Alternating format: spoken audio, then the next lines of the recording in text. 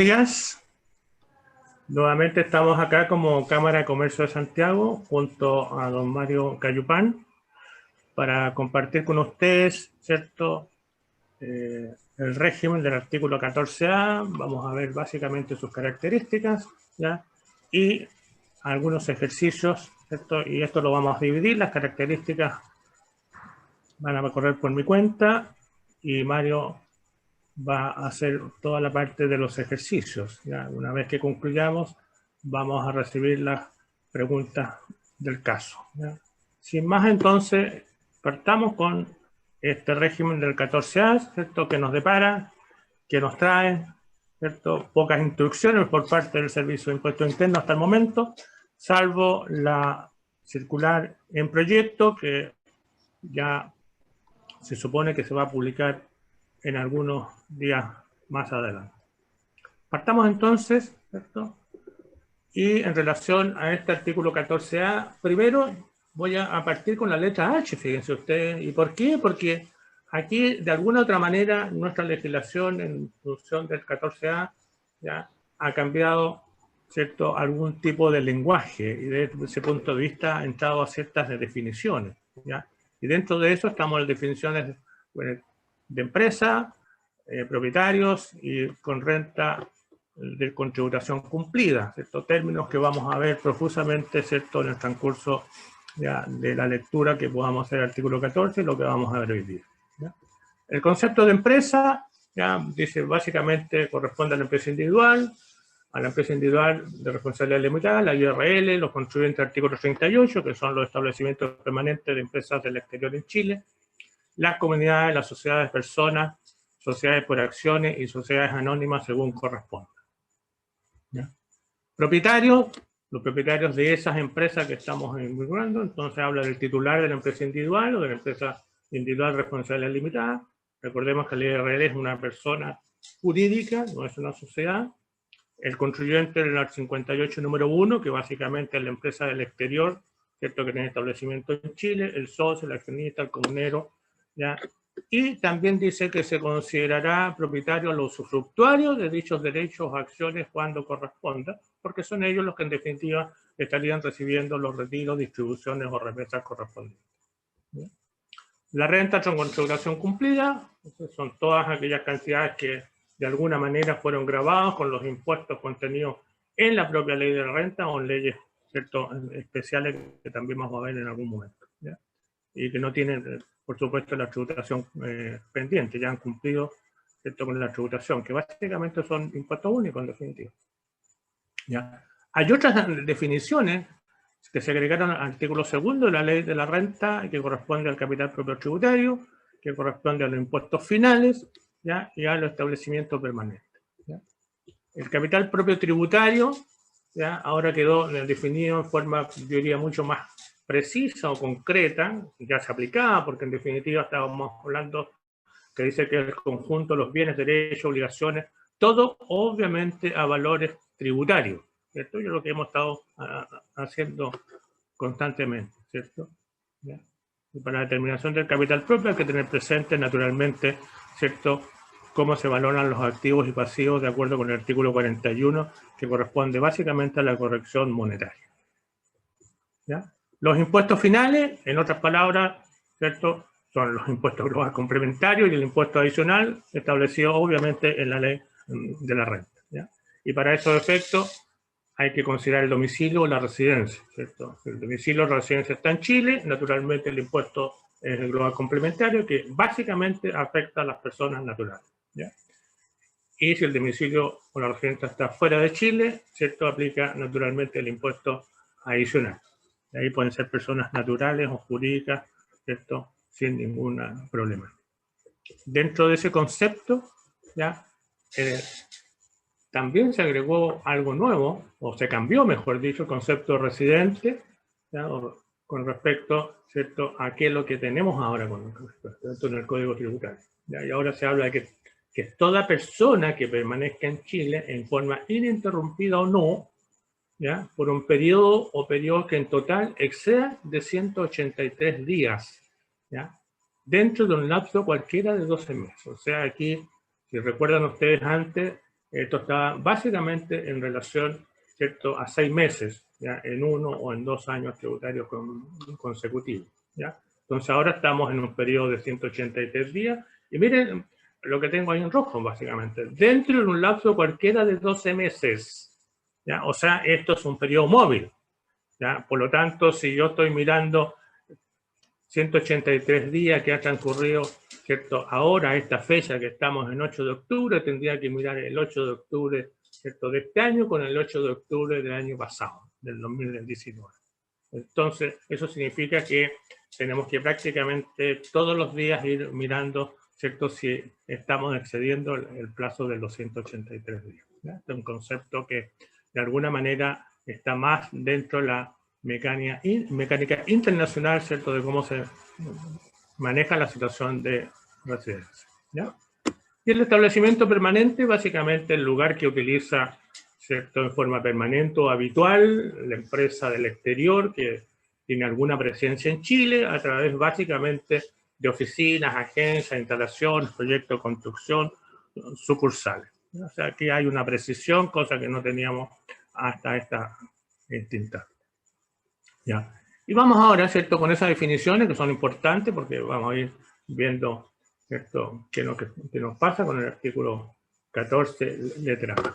¿Ya? Este artículo 14, ¿cierto?, contempla 2 niveles de tributación, ¿ya? La tasa del impuesto de primera categoría sobre la renta líquida imponible un 27%, y sobre los retiros, remesas o distribuciones aplicaríamos el impuesto global complementario adicional según sea el domicilio o residencia del contribuyente. ¿Ya? ¿Qué características a cumplir, ¿cierto?, tiene este artículo 14? ¿Ya? Es un régimen parcialmente integrado, o sea, esto básicamente diríamos que es la continuación del artículo 14b que nos rigió hasta el 31 de diciembre del año recién pasado. ¿Ya? Aplicaríamos sobre renta efectiva, ¿cierto?, con contabilidad completa, ¿ya?, y en función de los retiros, remesa o distribución, ¿ya?, que eso estaría en afecto a los impuestos finales, como ya dijimos, que son el complementario o el impuesto adicional, ¿ya? Y el impuesto de primera categoría, ¿cierto?, se imputa a estos impuestos finales con una restitución de un 35%, ¿ya? Pero hay contribuyentes que no están obligados a esta restitución del 35%, que básicamente son contribuyentes que están domiciliados residentes en el exterior y que les afecta el impuesto adicional, ¿ya? Y el primer conjunto es todos aquellos contribuyentes residentes en países con los cuales Chile tiene un convenio de doble tributación vigente, ¿ya? Recordemos que si miramos esta situación, tenemos sobre 35 convenios de doble tributación, ¿ya? Y también se agrega, que lo puse claramente ahí, se agrega Estados Unidos, ¿ya? Pero la ley aquí dice, mire, son aquellos países con los cuales se ha suscrito un convenio vigente, ¿ya?, hasta el 31 de diciembre del año recién pasado, ¿ya?, pero que naturalmente faltan todavía las instancias de los congresos correspondientes para aprobar el convenio. El único que está en esa situación es Estados Unidos, ¿ya?, y tiene esta mecánica hasta el año 2026. Esto se ha ido prorrogando, curiosamente, porque con Estados Unidos llevamos más de 10 años con el convenio suscrito, pero que todavía no tiene vigencia, ¿ya? El impuesto global complementario, aquí hay algo interesante, que en algún momento vemos que tiene una tributación máxima de un 44.45%, ¿ya? Y eso hay que recordar que el impuesto global complementario, que hasta el año pasado teníamos una tasa máxima de un 35%, esto ahora se elevó a hasta un 40%, ¿ya? Y ese 40% se aplica sobre todas aquellas cantidades, naturalmente, que excedan de 310 unidades tributarias anuales, ¿ya? Y desde ese punto de vista, al tener un 40%, pero con restitución de un 35%, obviamente que la tributación en ese tramo pasaría del 44-45%.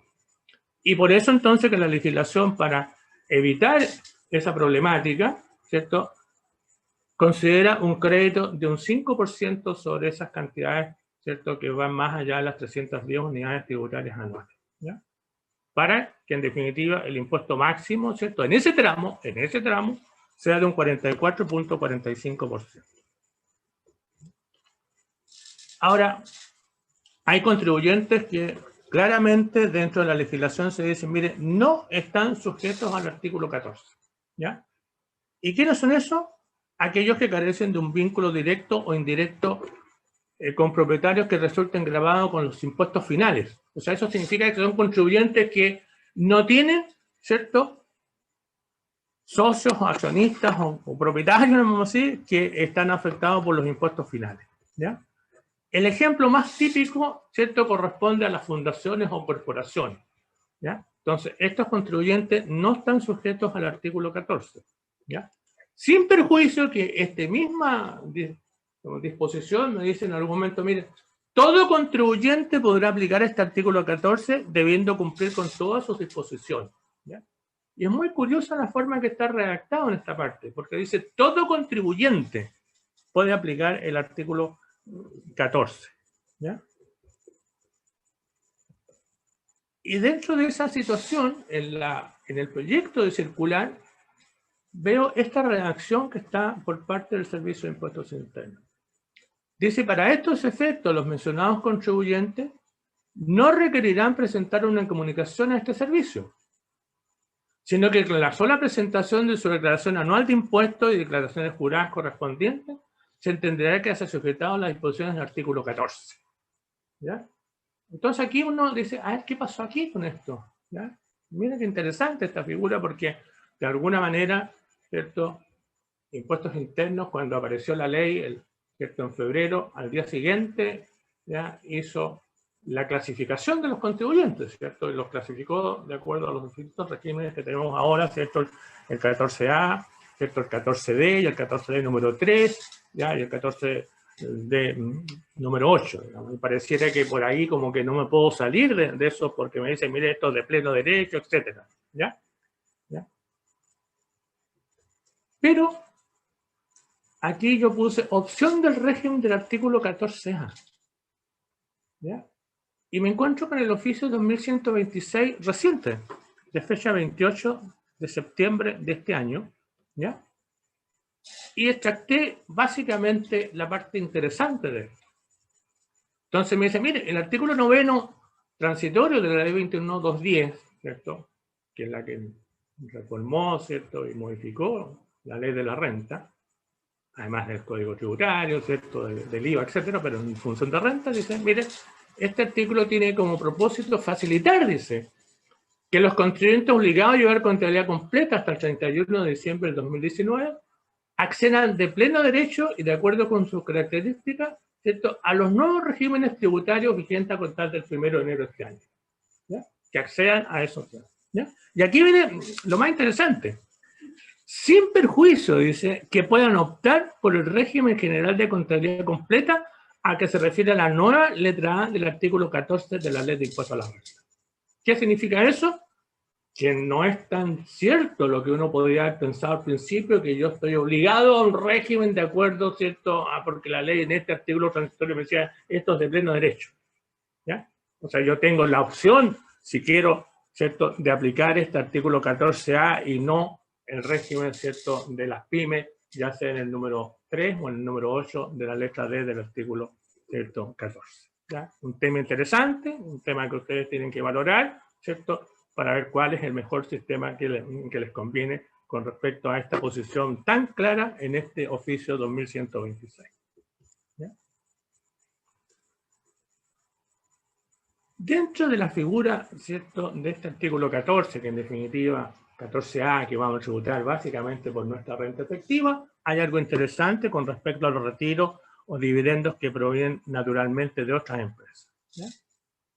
Porque ahora está claramente definido, ¿cierto?, que estos dividendos que yo recibo o retiro de otras empresas, ¿cierto?, ¿ya?, están exentos del impuesto de primera categoría, ¿cierto?, de la ley de la renta en función de este artículo 39, número 1. El 39, número 1, ¿cierto?, hasta el 31 de diciembre del año pasado solamente contemplaba los dividendos, pero ahora introduce también que en esta exención están los retiros. ¿Ya? Y desde ese punto de vista, entonces, esta es una deducción que tenemos que tener en el artículo 33, número 1 de la letra E de la ley de la renta, ¿cierto? Porque hasta el exento no debemos afectarlo por el impuesto naturalmente en la primera categoría. Ni los retiros ni los dividendos. Cosa que ya conocíamos, pero ahora está muy preciso dentro de la legislación, pero ahí vamos a tener una sorpresa interesante, ¿ya? En función de estos retiros o dividendos que perciben otras empresas, deben tener presente lo que está en el artículo 27 transitorio de la ley 21.210, porque de ese punto de vista tenemos un régimen transitorio de recuperación del PPUA. O sea, eso significa que cuando tenemos pérdida tributaria y recibimos un retiro, un dividendo, ¿cierto? Podemos pedir, ¿cierto?, la devolución del impuesto de primera categoría pagado, ¿cierto?, en la mecánica del PPUA. Pero esto tiene un régimen transitorio, ¿ya? Solamente por los años 20, que nos está rigiendo, 21, 22 y 23. ¿Ya? O sea, a contar del 1 de enero del año 24 ya no puedo recuperar, ¿cierto?, con respecto al PPUA. Pero en este régimen transitorio, esto va decreciendo, ¿ya? Puedo recuperar el equivalente al 90% de la pérdida o la renta imponible, la cantidad que sea menor, ¿ya? En el año 20. El 21 un 80%, el 22 un 70% y el 23 un 50%. Y ahí se me acaba esta mecánica del PPUA, ¿ya? También deben tenerlo presente, ¿cierto?, para vuestras situaciones particulares que puedan enfrentar. El artículo 39, número 1, ¿cierto?, que están exentas del impuesto de primera categoría las utilidades pagadas por la sociedad de personas respecto a sus socios, los dividendos pagados por sociedad anónima, en comandita por acción, o sea, en definitiva, ¿cierto?, de todas las empresas en las cuales puedo tener inversión, ¿ya? Y obviamente que esto solamente es con respecto a la sociedad en Chile, porque con respecto a las sociedades, ¿cierto?, empresas que tengamos en el extranjero, naturalmente esas sí que están afectadas al impuesto de primera categoría por los retiros de dividendos que percibamos del exterior. Si ustedes se fijan en esta mecánica, no menciona a los accionistas de las sociedades por acciones, pero eso no significa que no están involucrados, porque ahí hay que recordar que con respecto a las sociedades por acciones, y en la primera parte que tenemos de la ley de renta, básicamente en su artículo 2, ¿cierto?, cuando me hablan las sociedades por acciones, me dice que tienen el mismo tratamiento que las sociedades anónimas. Por lo tanto, ¿cierto?, los dividendos que yo pueda percibir de una sociedad por acciones también están exentos del impuesto de primera categoría con la misma mecánica que estamos tratando de explicar, ¿no? Ahora, el artículo 33, número 1, letra E de la ley de la renta, ¿cierto?, que me permite naturalmente excluirlo de la base imponible, ¿cierto?, de primera categoría, ¿cierto? En su inciso primero me dice, mire, los costos, los gastos, los desembolsos que sean imputables a ingresos no de reputados renta o rentas exentas, y ahí estaríamos involucrados, ¿cierto?, en estos retiros o dividendos, ¿cierto? Dice que esos gastos o costos que están relacionados con estas rentas exentas o los no renta también, deben rebajarse de los beneficios que dicho ingreso o renta originan. O sea, yo debo rebajarlo naturalmente de ese ingreso no renta o de la renta exenta, ¿ya? Y aquí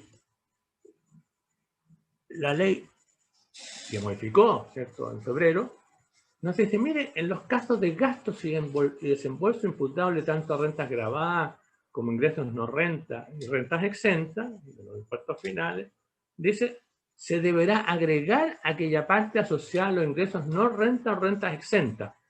Eso que se deberá agregar, yo creo que hay una especie, una reacción ahí un poquito complicada, digamos, ¿ya?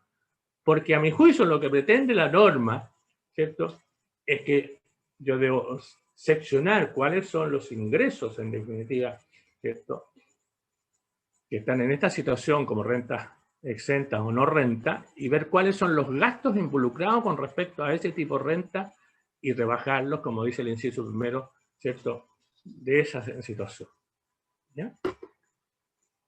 Pero la ley me agrega que me dice, para determinar dicho valor, dice, el contribuyente deberá optar por una de las siguientes alternativas, las cuales deberá mantener por al menos 3 años comerciales consecutivos, ¿ya? Y esto sí que es interesante, porque lo que pretende a mi juicio esta norma, ¿cierto?, es que yo vea cuáles son los gastos directos, y naturalmente esos son los que voy a rebajar de las rentas exentas o no rentas, pero también están aquellos gastos indirectos que pueden estar involucrados tanto para renta exenta o no renta como para las rentas que están grabadas. Entonces, aquí la legislación me da métodos en que yo puedo utilizar para estos efectos, ¿ya?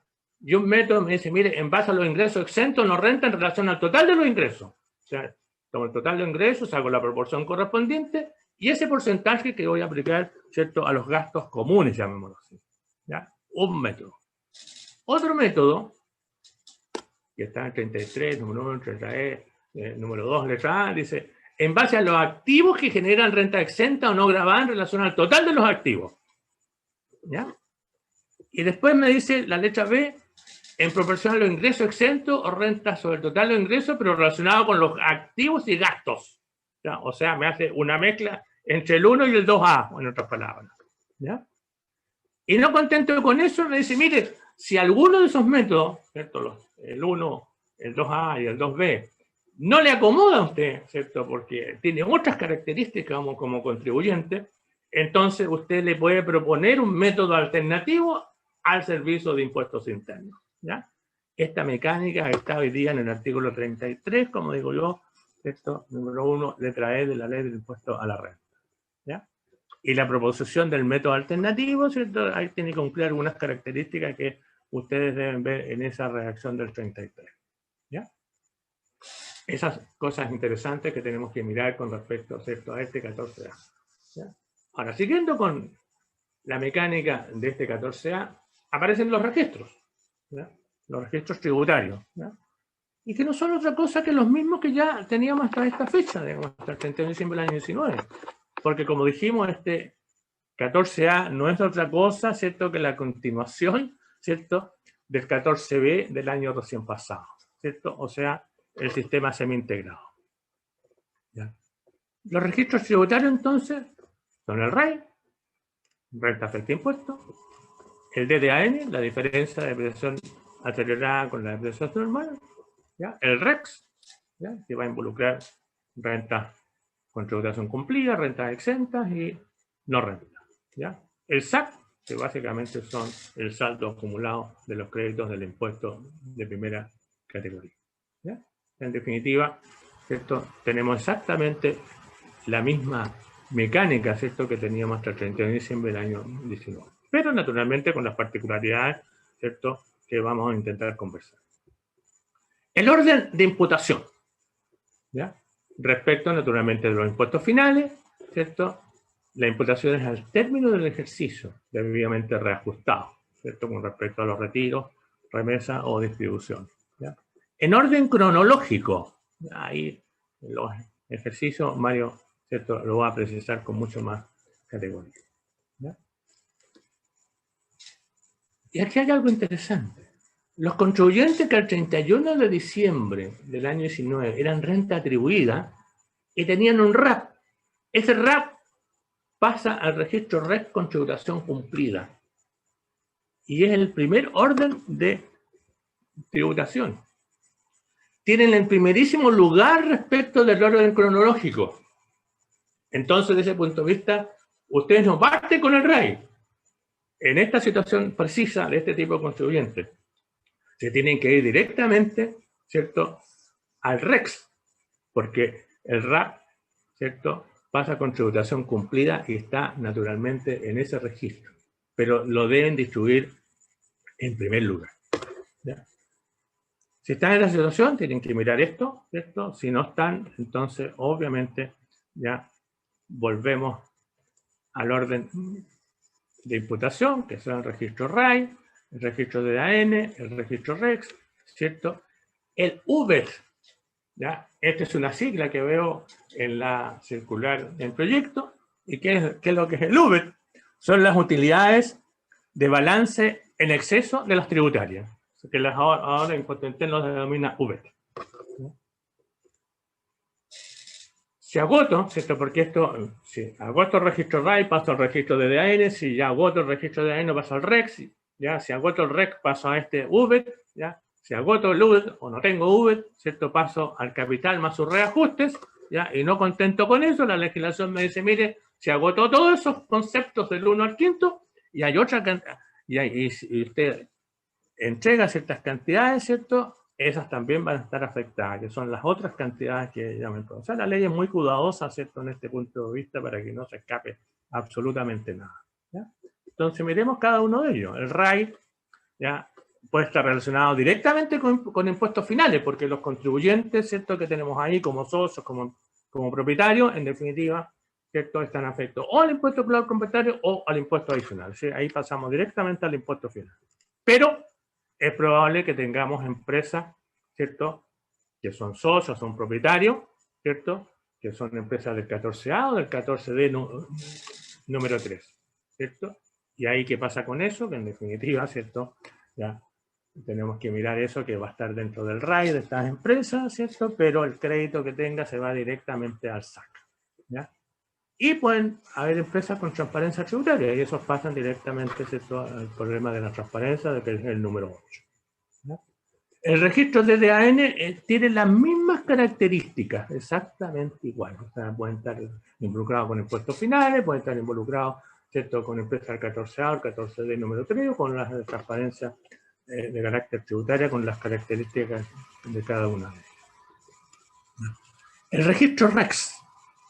El registro REX, primero me voy a ir a las rentas con tributación cumplida. Después que agoto las rentas con tributación cumplida, me voy a ir a las rentas exentas. Y una vez que agoto las rentas exentas, paso recién a los ingresos no renta, ¿cierto? Esa es la mecánica, ¿cierto?, que tenemos con respecto, ¿cierto?, a la imputación al REX. Veamos cada una de ellas. Rentas con tributación cumplida.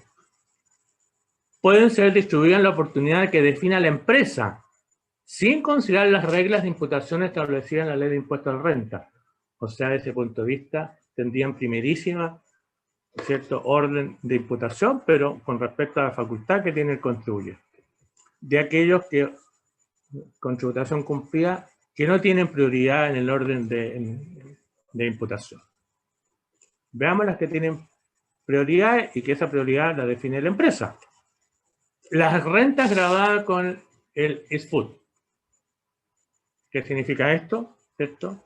Recordemos que el Fondo de Utilidades Tributarias en algún momento se pudo pagar un impuesto especial y por lo tanto quedaron esas utilidades del FUT ya con su tributación cumplida. ¿Ya? Esas son las que tienen prioridad y ustedes pueden definir. ¿Ya? Cuidando, sí, que no sean desproporcionadas, ¿cierto? Porque si no, les afecta un impuesto de un 25%. ¿Ya? Las utilidades generadas por los empresarios individuales y sociedades de personas hasta el 31 de diciembre del año 83. ¿Ya? ¿Por qué aparece esto? Porque seguro que Impuesto Interno tiene, ¿cierto?, controlado quiénes son los contribuyentes que están en esta situación, y eso lo podíamos ver básicamente en la declaración de impuestos, que había una sección que había que ir declarando este tipo de renta. ¿Qué rentas son estas? En el fondo es más o menos la tributación que teníamos hasta ese año 83 y que de alguna manera era muy semejante a lo que en algún momento, ¿cierto?, fueron las rentas atribuidas. ¿Ya? Las rentas por concepto de retiro y dividendos percibidos, calificados como desproporcionados y grabados en virtud del número 9 de la letra A del artículo 14. Ya vamos a ver eso un poquito más adelante. ¿Qué nos depara la desproporción y por qué vamos a tener en algún momento rentas con tributación cumplida? Aquellas que no tienen prioridad. La diferencia en la determinación del capital propio tributario grabada con la tasa opcional del 20%, que vamos a tener que ver algún taller, ¿cierto?, para esta situación de qué pasa con las diferencias de capital propio que nos pueden, ¿cierto?, llevar a tributar con un 20%, ¿cierto?, de impuestos. ¿Ya? Esa sería con tributación cumplida.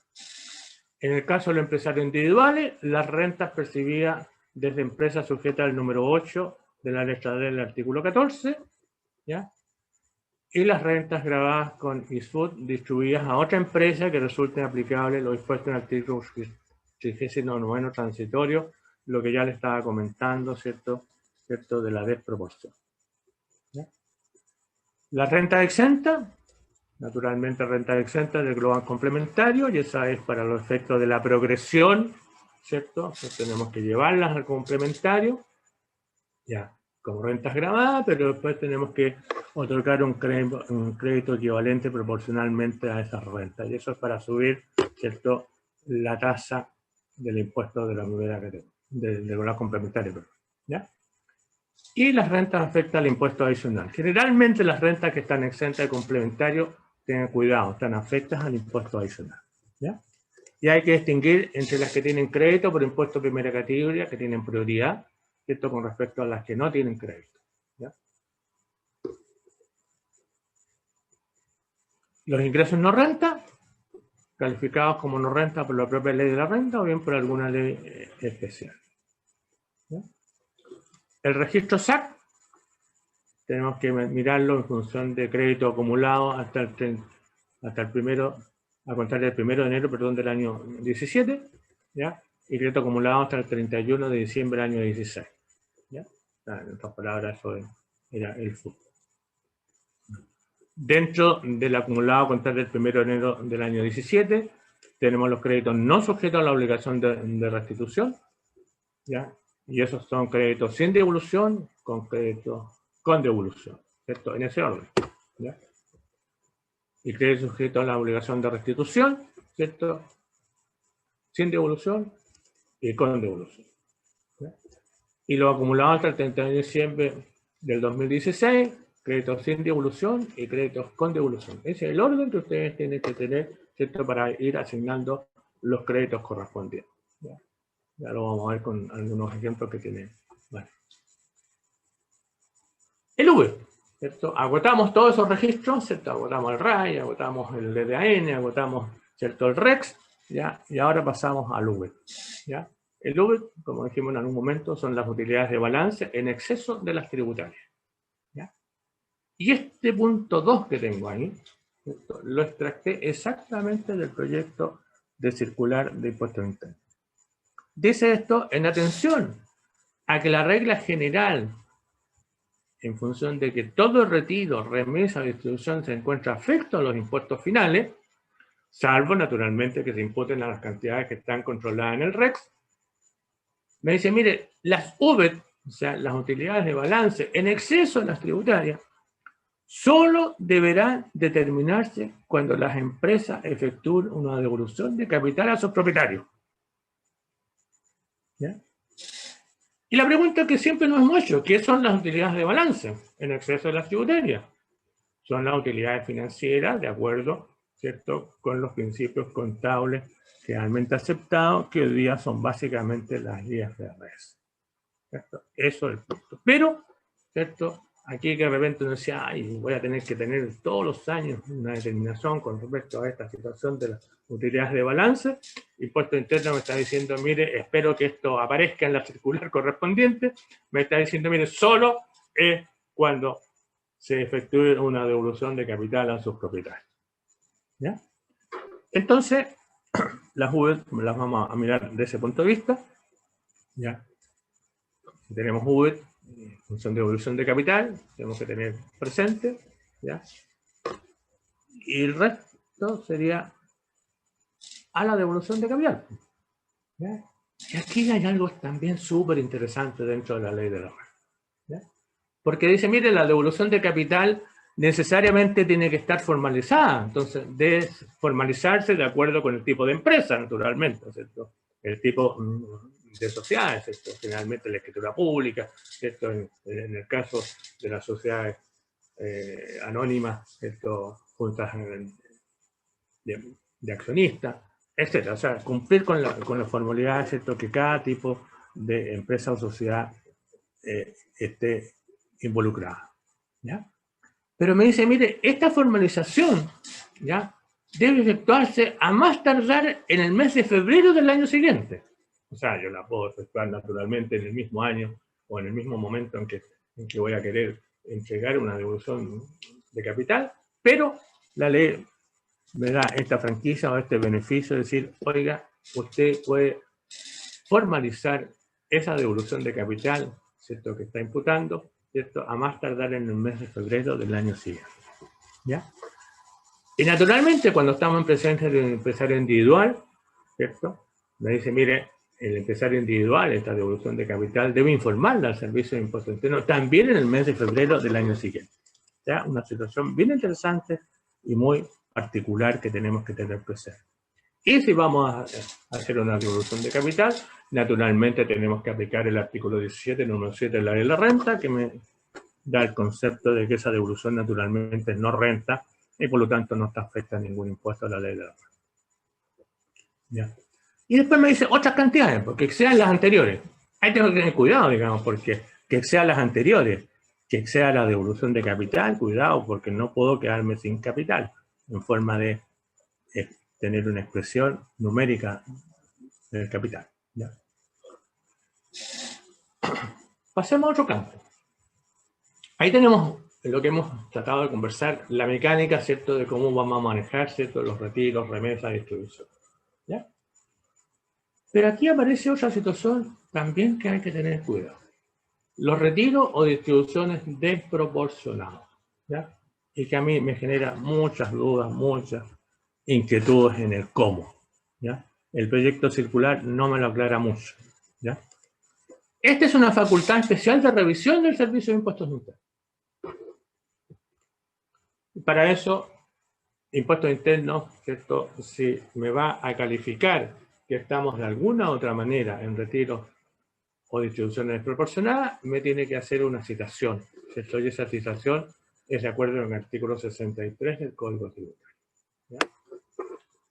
Y yo voy a tener que tener, ¿cierto?, la mecánica o los medios de prueba correspondientes en lo que vamos a conversar. Bueno, si impuesto interno llega a esta conclusión de que tenemos retiros desproporcionados, ¿cierto?, se aplica el artículo 21 de la ley de impuesto a la renta, y eso nos cuesta un 40% sobre el retiro, ¿cierto?, desproporcionado.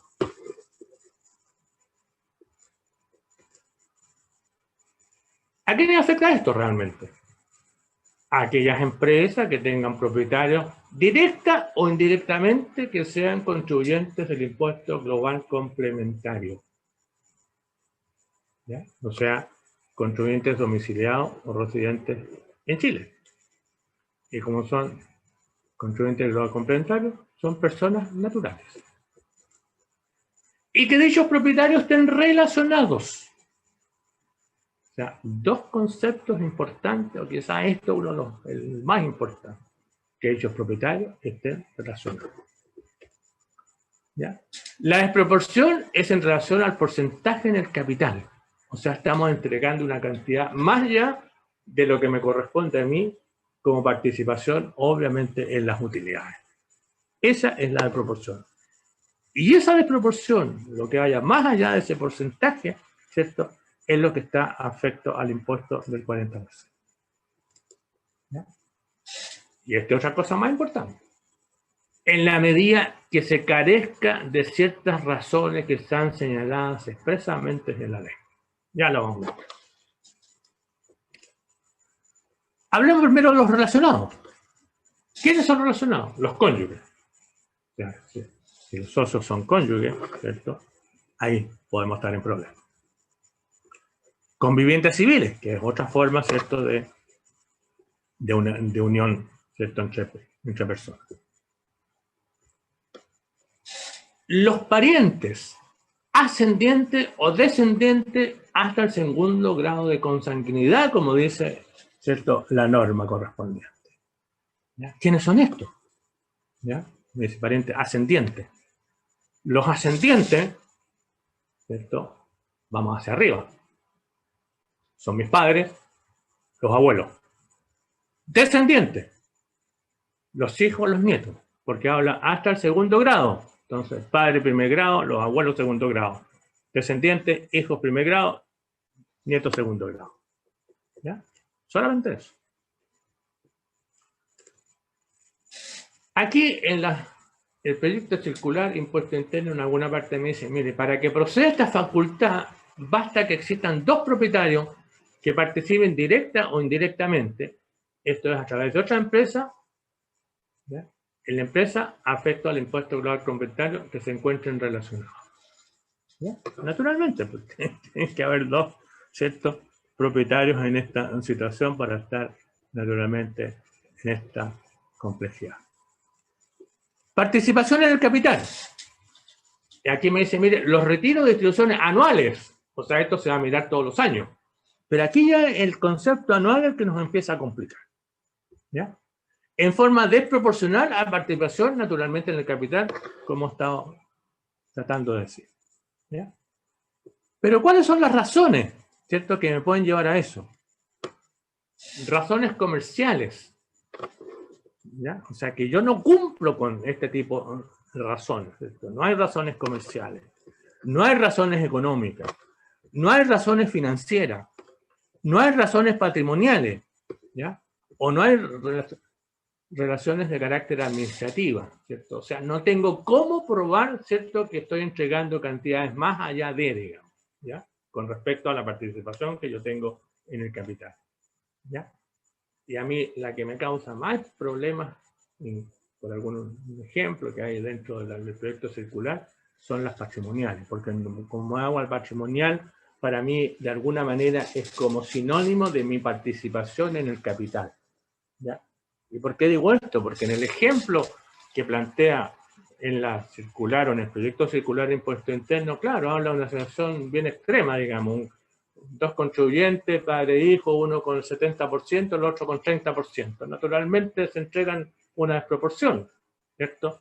Pero está hablando del retiro en función del año, ¿ya? Pongamos este año 20, entonces un retiro del año 20, digamos, ¿ya? Pero, ¿qué pasa si yo estoy entregando utilidades que realmente a mí me corresponden, pero que no he retirado en función de años anteriores? Y que yo puedo seccionar, naturalmente, tener el control exacto de cada participación que a mí me corresponde en las utilidades, porque yo puedo tener una acumulación, ¿cierto?, de utilidades en la empresa de años pasados, ¿cierto? Pero que por distintas circunstancias algún socio retiró más o retiró menos con respecto al año, ¿cierto? Pero no ha retirado más allá de lo que le corresponde con respecto a sus utilidades que le corresponden de acuerdo con ese porcentaje, ¿ya? Y de ese punto de vista, ¿cierto?, el ejemplo que da Impuesto Interno en su proyecto circular, ¿cierto?, me entrega esa inquietud, digamos, como que si yo dentro del año entrego participaciones no equivalentes a mi porcentaje, tengo problemas, cuando realmente podría estar entregando las utilidades que a mí realmente sí me corresponden. Por lo tanto, este concepto patrimonial para mí es muy, muy importante, ¿ya? La desproporción, naturalmente, como dijimos, me aplica el 40% de impuestos del artículo 21, ¿ya? Y esto nace como producto de la facultad especial de revisión que tiene Impuesto Interno, ¿cierto?, en función de la mecánica que está en este artículo 14, letra número 9, ¿cierto? Pero también la legislación en esta parte me dice, mire, el impuesto único 40% podrá ser declarado por la propia empresa. De ese punto de vista no habría ningún problema que yo me anticipe a esta situación. Eso es lo que tienen que valorar ustedes, ¿cierto? Pero la tasa del 40%, si no tengo razones para poder justificar, no deja de ser importante con lo que eso significa, ¿ya? Y el impuesto del 40% lo debe pagar la empresa fuente, los retiros, distribuciones desproporcionados, ¿ya? Y por lo tanto, ¿cierto?, en esos retiros proporcionados, yo tengo relacionado que es contribuyente directo del global complementario, ¿ya? Entonces eso se va al 40% ¿cierto?, de inmediato con respecto a ese contribuyente. Pero el relacionado es indirecto, entonces es otra empresa, ¿cierto?, que tiene este concepto de relación, ¿ya? Y en esa otra empresa sí que está el contribuyente del global complementario relacionado. ¿Qué me pasa aquí? Que igual tengo que aplicar el 40%, o la empresa fuente aplica el 40% con respecto a la parte indirecta, ¿ya? Y esa utilidad, ¿cierto?, pasa con tributación cumplida, como dijimos en algún momento, ¿cierto?, a la empresa que está indirectamente involucrada, ¿ya? Y como decíamos ahí, la empresa tiene que registrarlo como renta con tributación cumplida, ¿ya? Bueno, esta mecánica, como decíamos, de la proporción, no deja de ser importante, no deja de ser interesante. Ya vamos a ver que tiene muchas complejidades. Cuando uno empieza a hacer ejemplos, empieza a hacer, ¿cierto?, distintas situaciones, se va encontrando con algún grado de dificultad. Como dijimos en algún momento, tienen que tener cuidado que con respecto, ¿cierto?, al ISFUT, También está la proporción, pero eso me cuesta un 25 y no un 40. ¿Ya? Y por último, déjenme ver un poquito el incentivo al ahorro, ¿ya? Que esto está en el artículo 14, letra E de la ley de la renta, pero que beneficia a los contribuyentes del artículo 14, letra A, y la letra D, ajá, ahí tengo un error. Es número 3, ¿ya? Y no el 8. ¿Ya? Ya lo vamos a enmendar. Y estos contribuyentes, ¿cierto? ¿Por qué el número 3? Porque el número 3 paga el impuesto, ¿cierto?, de primera categoría. ¿Ya? Y el número 8 no paga impuestos de primera categoría, está exento. ¿Ya? Por eso que ahí hay un error. ¿Ya? El número 3 por sacar. Y estos pues, son para estos contribuyentes, tanto el 14A como el D8, del D3, perdón, ¿ya? Tengan ingresos promedio en los 3 años comerciales anteriores que no excedan de 100.000 unidades de fomento. ¿Ya? Y yo puedo deducir un 50% de la renta líquida imponible que se mantenga invertida en la empresa. Y esto es muy importante, interesante. No hay el 50% de la RLI sobre la cual voy a pagar el impuesto, sino que el 50% de la RLI que tengo que calcular, ¿cierto? Y que se encuentra invertida, obviamente, en la empresa. ¿Ya? Tiene un límite máximo de 5.000 unidades de fomento, ¿ya?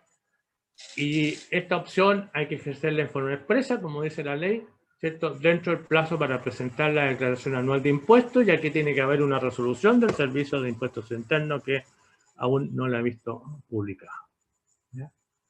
El límite de los ingresos brutos está en relación a los ingresos del giro, ¿ya?, entendiendo por los ingresos del giro los normales, ¿cierto? Por lo tanto hay que incluir todos aquellos ingresos que son extraordinarios, como son básicamente, por ejemplo, la venta de activos fijos o de ciertas ganancias de capital. ¿Ya? Los contribuyentes de la letra A del artículo 14 deben sumar los ingresos de sus relacionados, ¿ya?, según la mecánica de relacionado que está en el número 8 del artículo 17 de la ley del Código Tributario, perdón, ¿cierto? Y los contribuyentes del D número 3 también deben aplicar la mecánica de los relacionados para estos efectos. Así que ahí tenemos una particularidad importante, que estas 100.000, ¿cierto?, tienen esa mecánica. La RLI que se mantiene invertida en la empresa, ¿cierto?, sería la renta líquida imponible positiva, naturalmente, porque si estamos en una negativa que es pérdida tributaria, no tenemos cómo calcular un incentivo. ¿Ya? Debo restar los gastos rechazados, vamos a ver cuáles, ¿ya? Y debo rebajar los retiros, remesas y distribuciones, tanto afectas como exentas de impuestos. ¿Ya? Y esa es mi RLI que se mantiene invertida en la empresa. Como ven ustedes, no es la renta líquida imponible, sino que es la RLI que se mantiene invertida en la empresa con esta mecánica. Y sobre eso calculamos el 50% con el límite naturalmente de las 5.000. Los gastos rechazados corresponden básicamente a lo que está en el inciso segundo del artículo 21 de la ley de la renta, que son los gastos anticipados que se van a imputar en ejercicio futuro, ¿ya? El impuesto de primera categoría, ¿cierto?, que es un gasto rechazado, pero que no está afecto. En el fondo son todas cantidades que no están afectadas al artículo 21 en su función del 40%, sino que se deben agregar a la RLI, por eso que tienen que entonces rebajarse para estos efectos de qué es lo que tengo como renta líquida imponible invertida en la empresa. ¿Ya? El propio impuesto único del 40% del artículo 21. El impuesto del 35% del artículo 38 bis de la ley de la renta, que está en función de los términos de giro. El impuesto territorial, ¿cierto?, cuando no lo puedo utilizar como crédito, ¿cierto?, que son muy poquitos los créditos o las empresas que pueden utilizar este crédito, ¿ya? Los intereses, reajustes y multas municipales al fisco y otros entes, ¿cierto?, ¿ya?, del fisco, como podrían ser ciertas superintendencias, que van a cobrar alguna multa, ¿cierto?, y eso no está afecto al 21, pero sí, ¿cierto?, que debo agregarlo a la renta líquida imponible, por lo tanto tengo que rebajarlo porque no estaría reinvertido, obviamente, en la empresa. ¿Ya? Con respecto a los retiros, remesas y distribuciones, ya algo adelantamos, dice se deben considerar todos los retiros, remesas y distribuciones del ejercicio, independientemente, naturalmente, si están afectos o no con los impuestos finales. ¿Ya? Ahora, no pueden invocar este incentivo al ahorro cuando este tipo de empresas, ¿cierto? 14A, ¿ya? Y 14D número 3, ¿ya? Tengan ingresos que exceden del 20% total de los ingresos brutos del ejercicio. ¿Ya?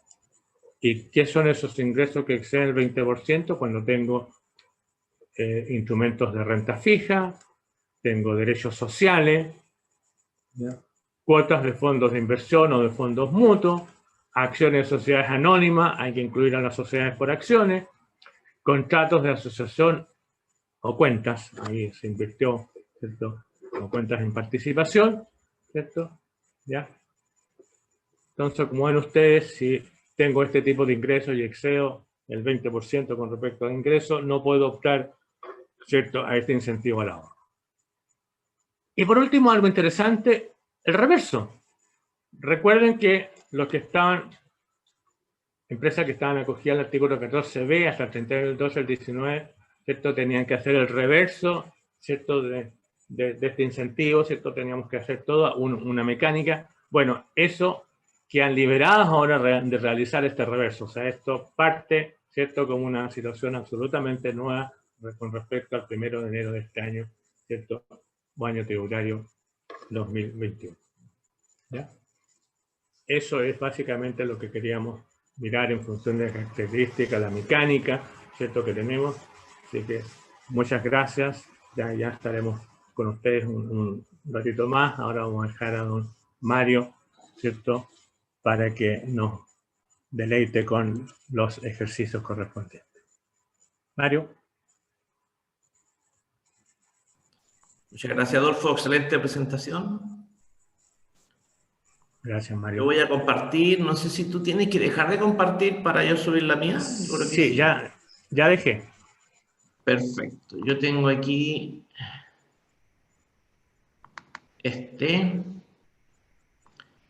Muy bien. Ahí está, Mario. Muy bien.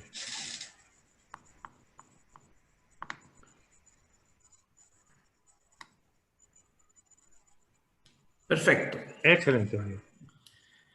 Muy bien. Preparamos un par de ejercicios, sí, de registro de renta empresarial. Yo creo que a partir de la ley 21.210, yo creo que hay muchas dudas. El proyecto circular no trae muchos ejercicios, de hecho, en particular, esta circular trae 3 ejercicios, uno del registro del artículo 14, letra A, otro con una devolución de capital y otro ejercicio relacionado con el artículo 14, letra D, número 3, ¿ya? Entonces nosotros tratamos de sacar este ejercicio, no quisimos inventar nada especial porque en realidad yo creo que encontramos que estos ejercicios son bastante buenos y por otro lado creo que contiene muchos elementos para conversar en esta ocasión. Comenzamos de inmediato con el caso práctico del régimen parcialmente integrado 14A. En este ejercicio tenemos los antecedentes, los vamos a ir conversando para ir mirando qué efecto tienen. Voy a bajar la camarita aquí para que no me moleste. Perfecto. Entonces, es una sociedad limitada que comenzó su actividad el año 2010, está sujeta al régimen de imputación parcial de crédito, que se refiere a la letra B del artículo 14 de la ley anterior. O sea, esta empresa ya viene de un régimen de imputación parcial, por lo tanto, ustedes comprenderán que, desde luego, el Servicio de Impuestos Internos y la propia ley le dice, señor, usted tiene que permanecer en un régimen semi-integrado, que en esta ocasión, de acuerdo a la ley 21.210, ahora es artículo 14, letra A. Entonces, ¿qué es lo que tiene que hacer esta empresa? Simplemente continuar con el mismo régimen tributario, ¿ya? Entonces, ahí hay otros antecedentes que son qué participación tienen los socios en cuanto al capital.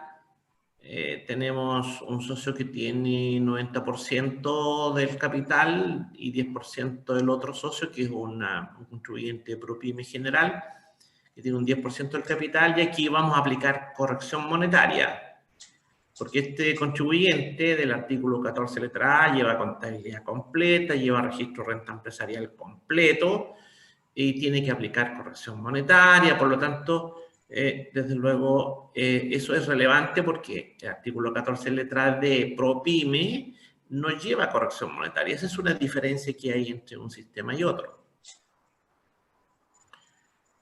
Luego tenemos que, conforme al artículo 11º transitorio de la ley 21.210, el Servicio de Impuestos Internos clasificó a esta empresa en el régimen semi-integrado, ¿ya? Eso es lo que sustenta la regla, en particular, por qué este señor, por qué esta empresa tiene que continuar bajo este concepto semi-integrado.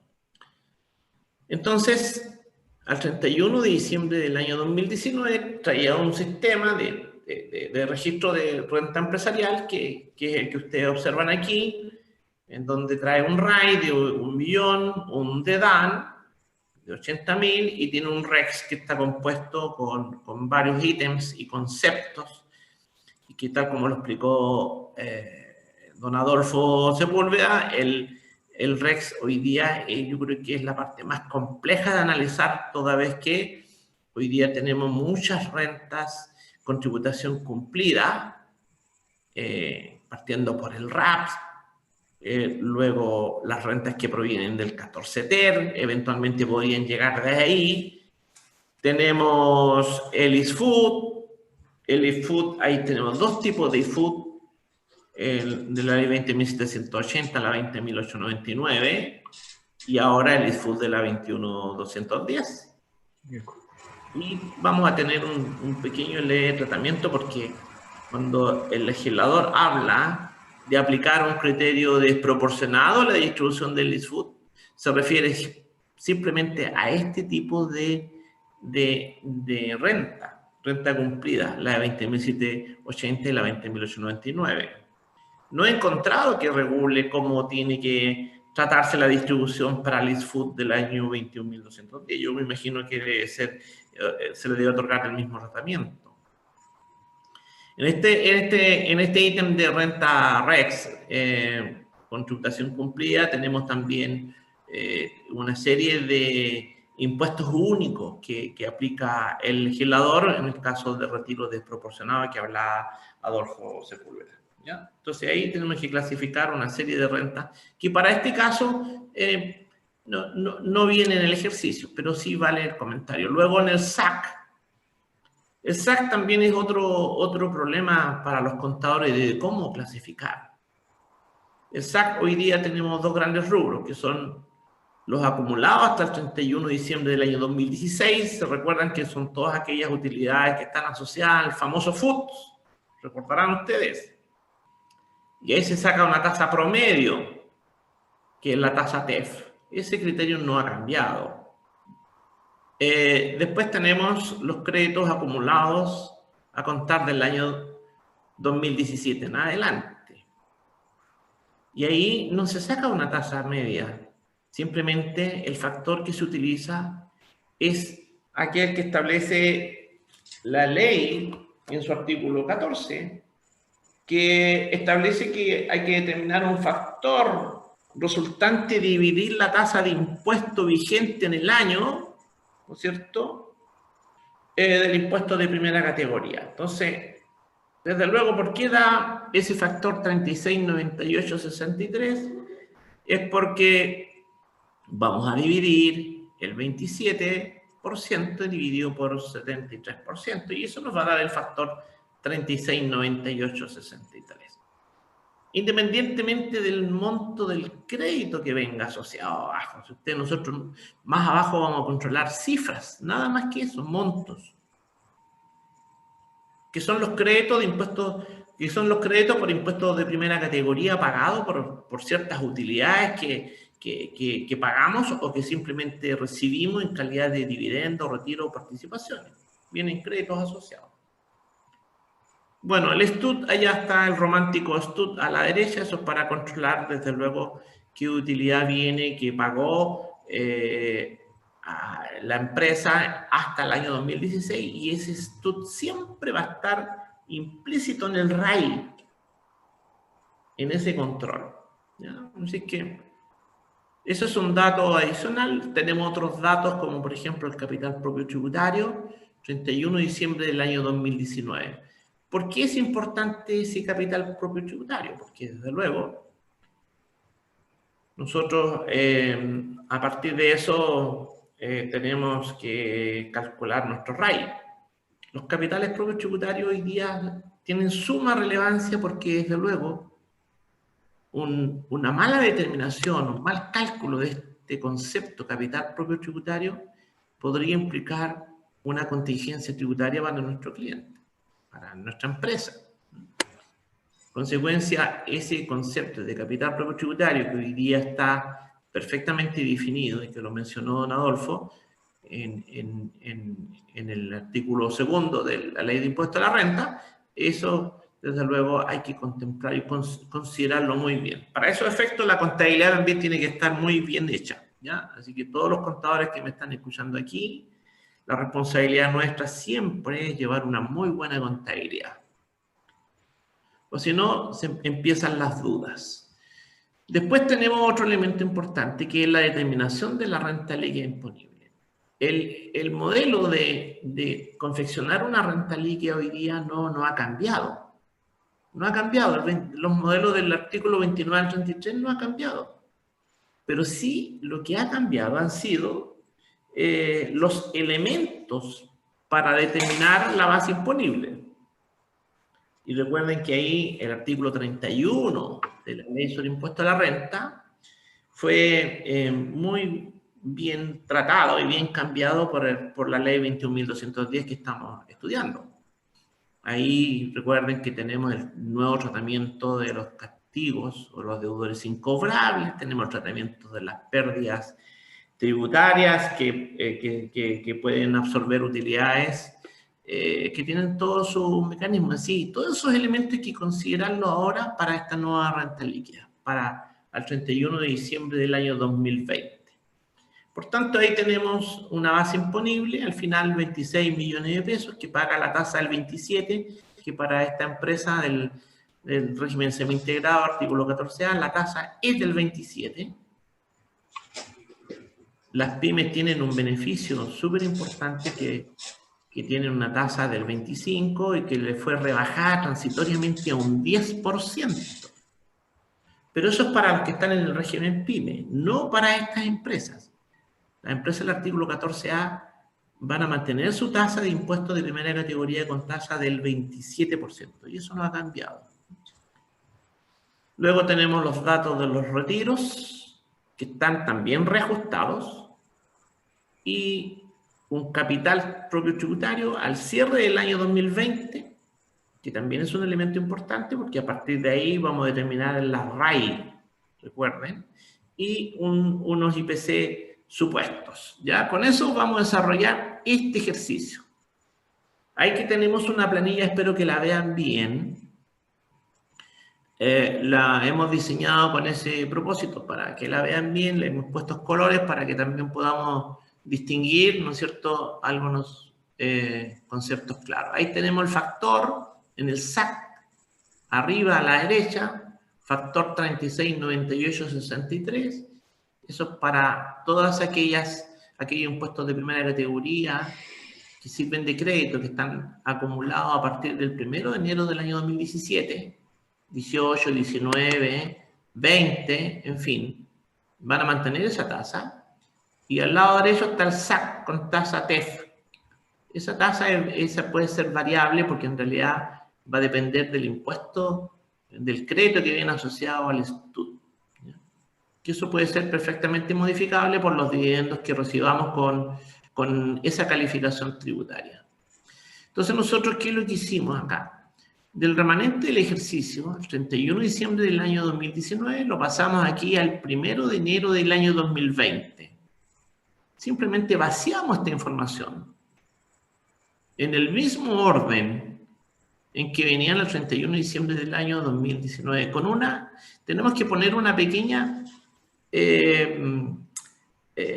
observación en términos de que para calcular el RAI, aquí no cambió, no varió, pero podría variar en el evento de que un REX hubiese sido negativo. Si nosotros hubiésemos tenido un REX negativo, lo que tenemos que hacer es sumárselo al RAI. Ese monto negativo se suma al RAI y aumentamos el RAI. Es la única diferencia que tendríamos de pasar de un régimen B de la ley anterior con el régimen A de esta ley. Entonces, tal como lo señalaba Adolfo Sepúlveda, el maestro Adolfo Sepúlveda dijo, este remanente RAI lo que hay que hacer es reajustarlo al cierre del ejercicio. Entonces, lo que hacemos es, aplicamos el IPC anual, si ustedes se fijan ahí, aplicamos el 2,8 que es el supuesto, y aplicamos a cada una de las líneas, a cada uno de los controles. Control RAI, control DAN, control REAP, ISFUT, renta exenta, incluso no renta, todo se reajusta por el IPC anual y llegamos al 31 de diciembre del año 2020 con el remanente reajustado. Y luego lo que hacemos es reversar el RAI del año anterior, que es el que está actualizado ahí, que sería 1.028.000. Ustedes se fijan, la diferencia de la construcción de este modelo es que hoy día, para el año 2020, lo que vamos a llevar todas las cifras al cierre del ejercicio. Todas las cifras. Versus al régimen del año anterior. ¿Qué hacíamos antes? Cada retiro lo aplicábamos al remanente del ejercicio anterior. Entonces, lo que hacíamos primero era consumir el remanente del ejercicio anterior. Íbamos actualizando en forma parcial el remanente e íbamos imputando los retiros, los dividendos de las remesas durante el ejercicio. En cambio, ahora no lo vamos a hacer así. Simplemente vamos a llevar todo al cierre del ejercicio de la forma como lo vamos a ver ahora. Entonces, reajustamos el remanente, todo remanente de todos esos registros. Reversamos el RAI, ¿para qué? Para sumar el otro RAI. El RAI del ejercicio de este año. Entonces, ese RAI comienza del capital propio tributario al cierre del ejercicio, se suman todos los retiros del ejercicio. Si ustedes se fijan ahí, nosotros en el antecedente dijimos hay un socio que retiró 15 millones y el otro retiró 40. Total 55, actualizado. Entonces lo que hacemos ahora es imputar y sumarle al capital propio tributario todos los retiros, 100%. Independientemente de la imputación que hagamos después. Se suma todo. Sumamos el REX negativo en el evento que exista. En este caso no hay remanente negativo, pero sí hay REX positivo. Y eso lo rebajamos, que es lo que aparece ahí como una flecha, ¿ya? Como una llave y una flecha, y en donde dice suma total del REC, 246.000, se rebaja. Y rebajamos el capital aportado debidamente actualizado. Y ahí tenemos las rentas afectadas al ejercicio, que es el RAI nuevo. Pero dentro de este RAI, recuerden que nosotros vamos a pagar un impuesto de primera categoría. ¿Y dónde está el crédito? El crédito está allá. Ahí apareció el crédito. 7.020.000. El impuesto de primera categoría que estamos pagando. ¿Y dónde lo situamos? Lo situamos en el SAC sujeto a restitución. Ahí lo situamos. Y con derecho a devolución. ¿Por qué en este ejercicio aquí no tenemos SAC sin devolución? ¿Por qué en ambos casos tenemos SAC con devolución.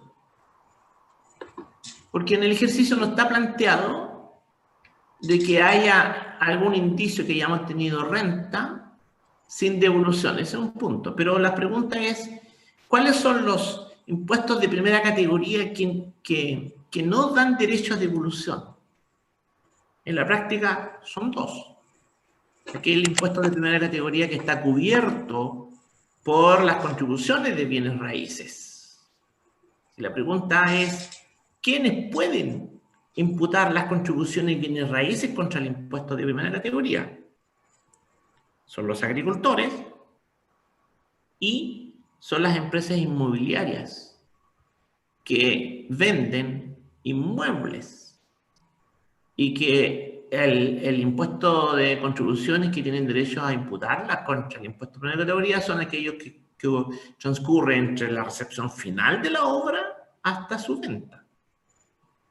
Esos son los dos contribuyentes los cuales tendrían obviamente un concepto de que sería un impuesto de primera categoría sin derecho a devolución. Y el otro son las rentas provenientes del extranjero.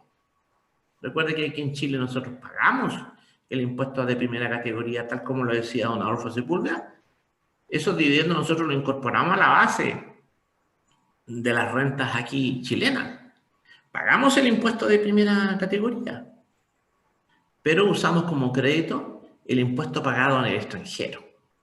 Hay que cumplir algunos requisitos formales de informar al Servicio de Impuestos Internos, al Banco Central, de este tipo de inversión, de tal forma que cuando uno retorne estos dividendos desde el extranjero, sí tengamos derecho a usar ese crédito. Obviamente, ese impuesto de primera categoría pagado con renta de fuente extranjera, con los créditos de impuestos pagados allá, obviamente no dan derecho a devolución. Ninguno de esos dos casos en este ejemplo está, por eso es que es muy simple. Si nosotros quisiéramos ocupar todas las columnas de este registro, obviamente no tendríamos espacio, ¿ya? Por eso hay que habilitarlas solo las que sean útiles. Bueno, pagamos el impuesto de primera categoría, sujeto a restitución con devolución. Luego tenemos que el dato que recibimos un dividendo. Fíjense que el dividendo que recibimos fue de una empresa 14D3. Y la lógica es que una empresa 14D3 es que sea con restitución ese crédito, ¿cierto? Así nos dijeron.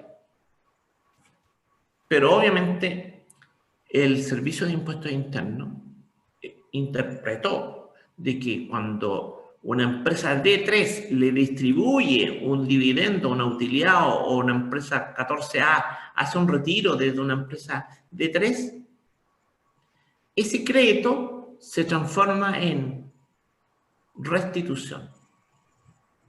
Ese es el tema.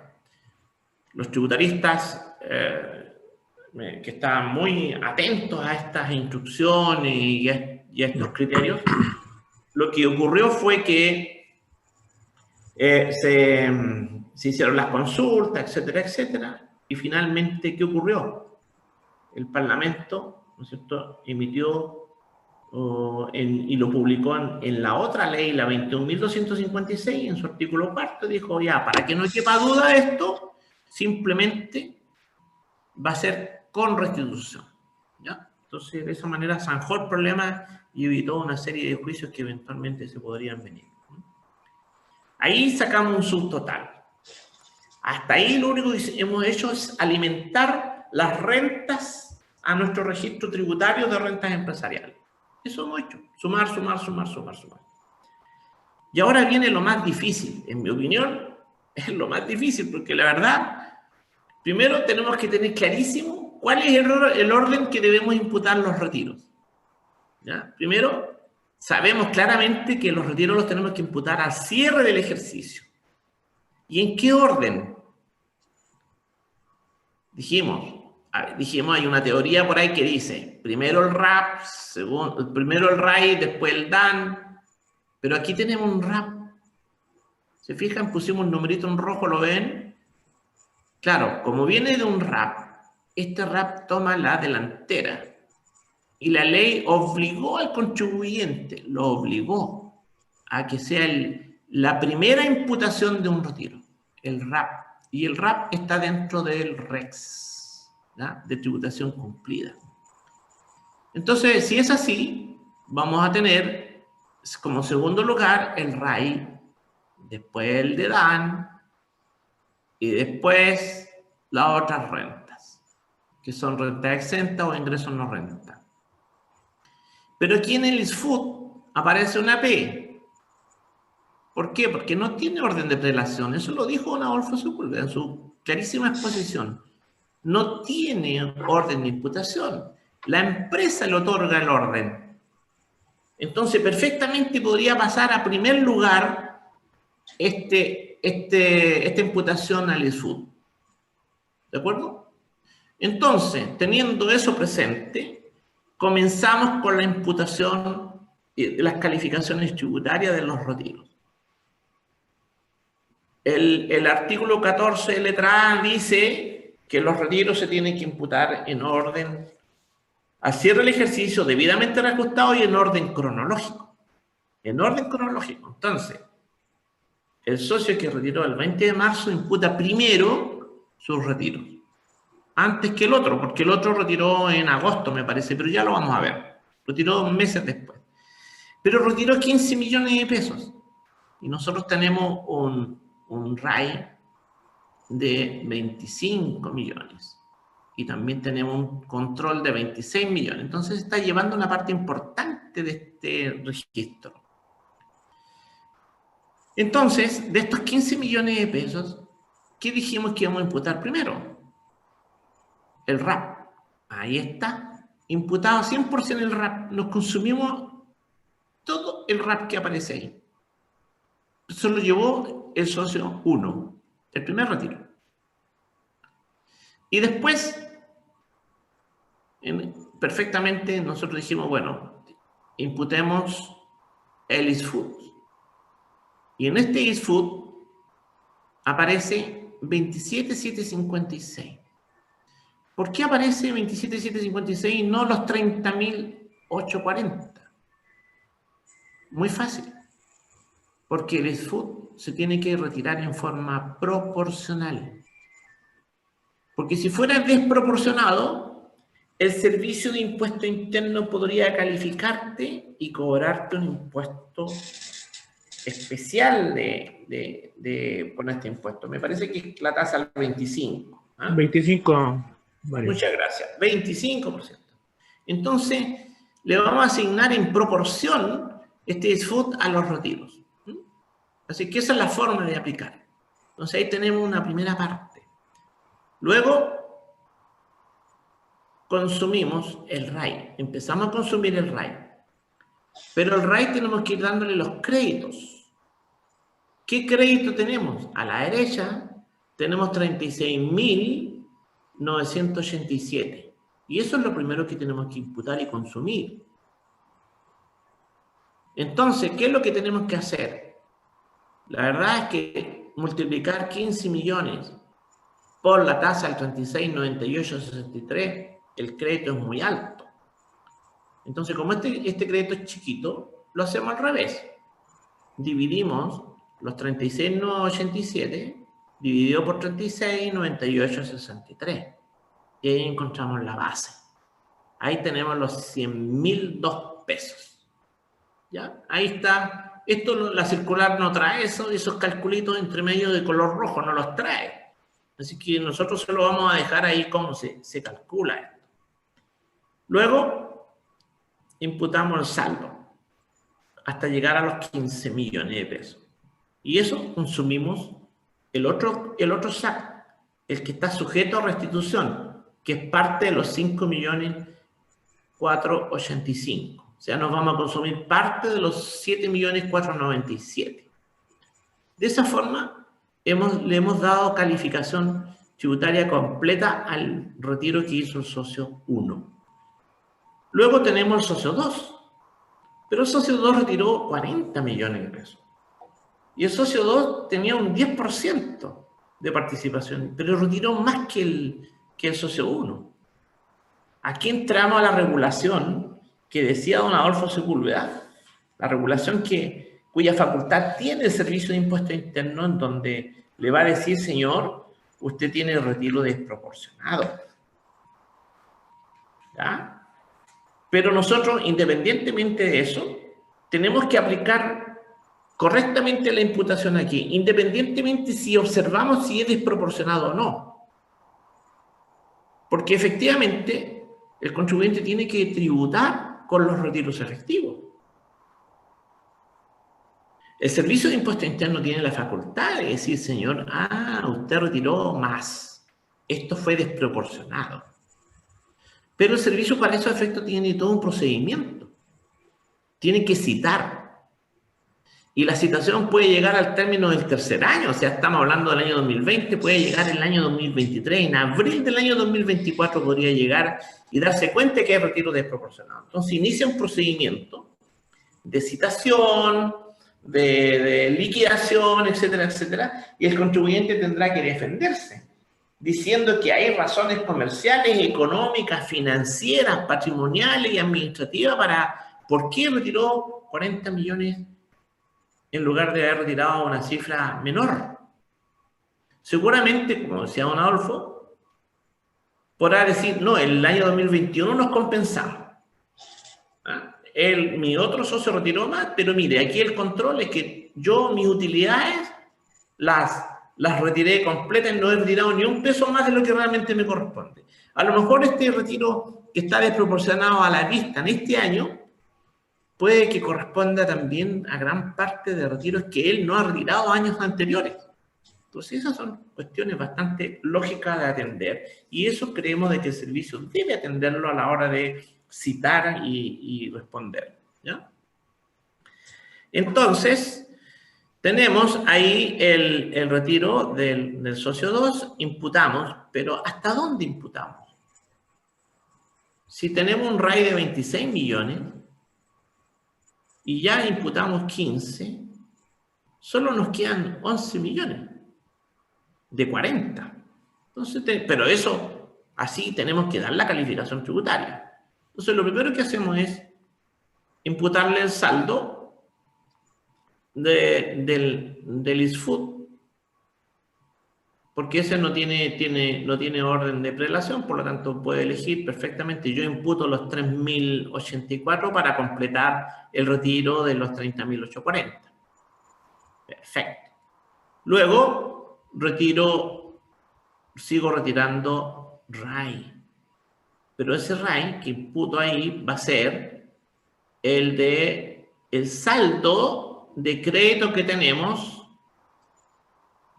El saldo de créditos que tenemos de los 7.497.000 del SAC, ya imputamos 5.495.000, nos queda un saldo de 2.011.000. Y eso también lo que hacemos es justamente eso, 2.011.000 dividido por la tasa asignada de crédito de este año. Y ahí llegamos a los 5.439.000. Entonces ahí nos consumimos todo el SAC. Pero nos queda ahora el crédito del STUT. Ahí está el crédito del STUT. Ahí nos llevamos el crédito del STUT. Entonces, ¿qué nos falta? Si debemos imputar 11.256.000, nos falta consumir el resto, el de DAN. Sí, el de DAN también. Y el saldo hasta completar el retiro y del RAI.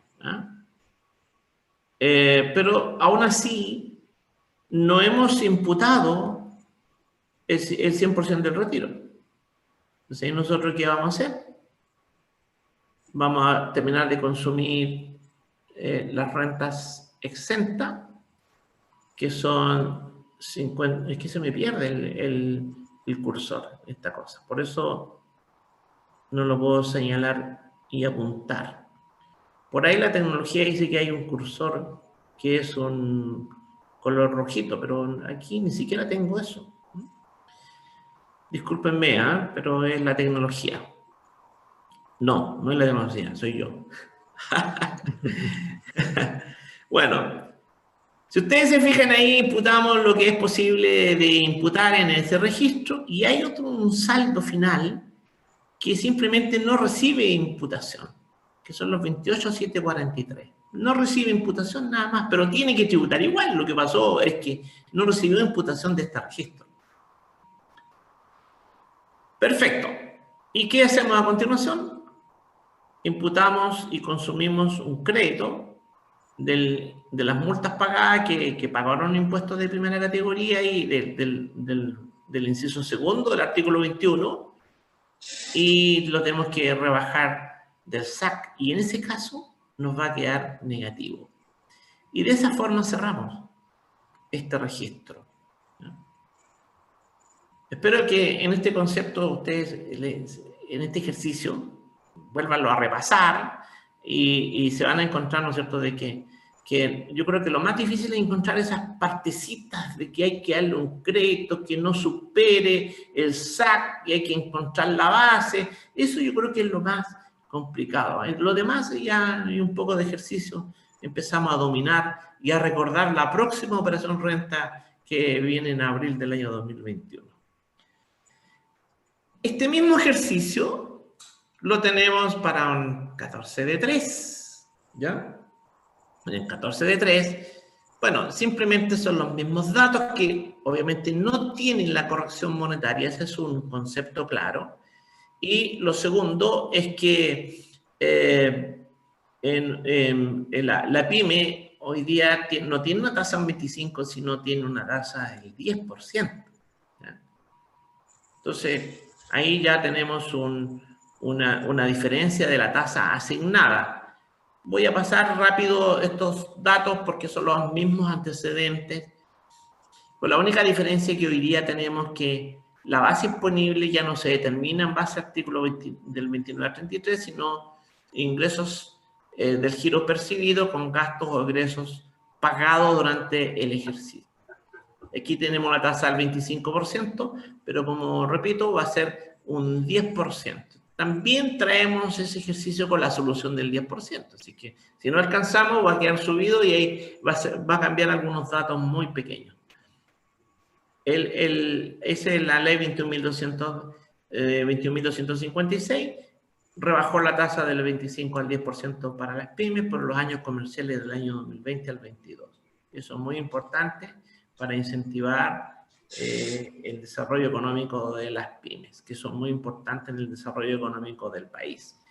Luego tenemos, obviamente, algunos otros datos, como por ejemplo, un dividendo percibido 1 millón, y este crédito de 333.000 viene con una calificación con restitución y con devolución. ¿Ya? También se pagó una multa fiscal de 2.516.000, 243.427 y el impuesto de 2.516.000. Durante el ejercicio se materializaron los siguientes retiros sin reajuste y aquí para estos efectos los dejamos igual con 15 millones y 40 millones y vamos a ver cómo resolvemos ese tema en la planilla. También tenemos un capital propio. Ese capital propio se determina conforme a las nuevas reglas del artículo 14, letra D, número 3, letra J dentro del número 3. Ahí vamos a encontrar cómo se calcula este capital propio tributario simplificado, ¿ya? Y ahí aparece cuál es el capital propio que se determinó, cuál es la base que encontramos arriba, aparecen los 26 millones, los dividendos percibidos, saldo REX y gastos, ¿no es cierto? Y ahí el total de retiro son los 55 millones y ahí tenemos finalmente el capital propio tributario final al 31 de diciembre del año 2020 por 70.240.000, que finalmente lo que vamos a hacer es llenar esta planilla. Esta planilla se va a llenar con los mismos criterios, con algunas variables, ¿ya? ¿Cuáles son esas variaciones? Bueno, primero, el factor de crédito asignado al SAC. Si ustedes se fijan en el extremo superior derecho, arriba hay un color medio cafecito, es 33, 33. No es 36, 98, 63, sino simplemente es la tasa del 25% dividido por 75, y eso nos dio la tasa del ahí está, desapareció el cursor. Ahí tenemos la tasa del 33. Y mantenemos el factor tasa TEF del 18,654.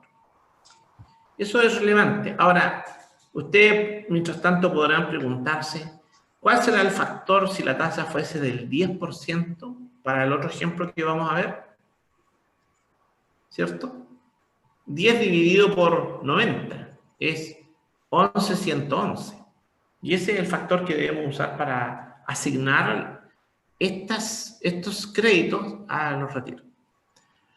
Bueno, dijimos que vamos a transferir y traspasar el remanente, porque este viene de un régimen B y pasó a un D3. Vamos a pasar exactamente igual al control RAI, DAN, RAP, etcétera, etcétera, pero no va a tener reajuste. Y también vamos a aplicar todo al cierre del ejercicio, pero no vamos a tener el reajuste. Y lo otro relevante, dado que pasó al régimen D3, en el régimen D3 se dijo, señores, usted, la existencia llévela a gasto el 1 de enero del año 2020.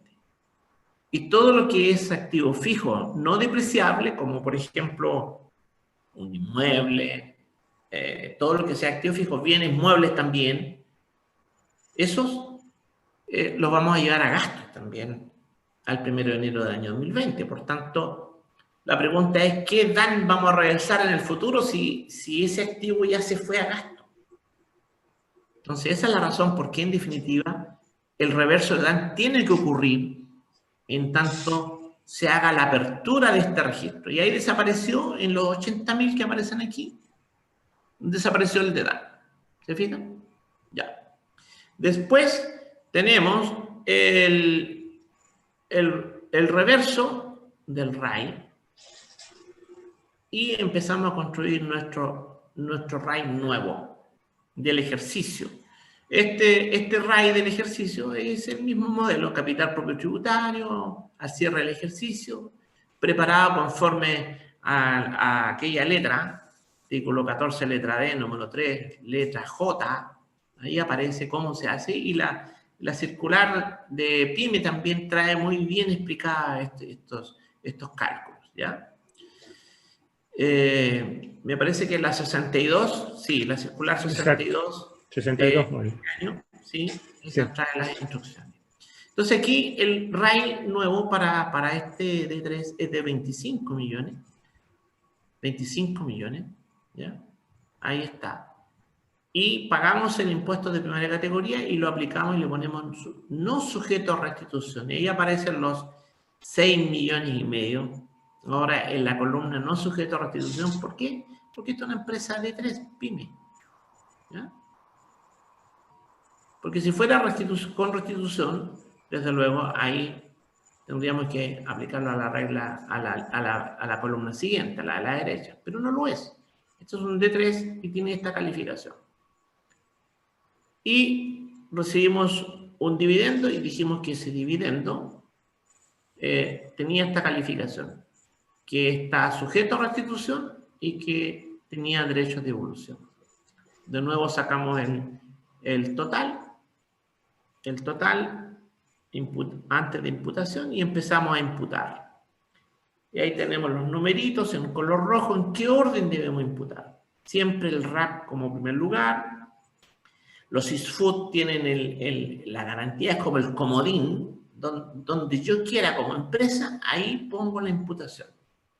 Por eso dice la P como premium. Después tenemos el RAI, el de DAN no vamos a tener. Después vamos a tener la renta exenta y los ingresos no renta. Y el SAC en ese orden. Lo primero, los no sujetos a restitución, con devolución en este caso, la teoría dice que son los sin devolución primero, después con los de devolución, pero como no tenemos sin devolución, obviamente pasa el punto siguiente que sería los con devolución. En fin, y aquí empezamos a imputar los 15 millones. con el mismo criterio. Primero RAP y después el porcentaje de participación sobre el ISFUD. Y después imputamos, desde luego, el saldo que no tiene calificación, que sería un saldo de 14.933.000.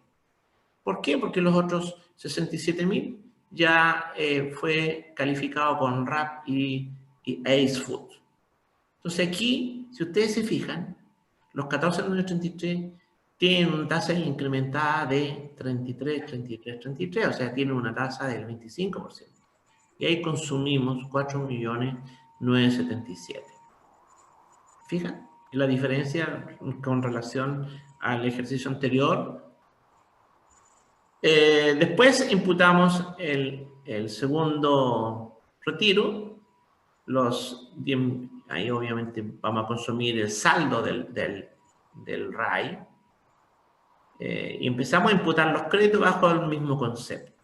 Y ahí, como les digo, les doy los tips para ver cómo calculamos todas esas porciones de créditos SAC que buscan en la práctica su base hasta completar su calificación tributaria. ¿Ya?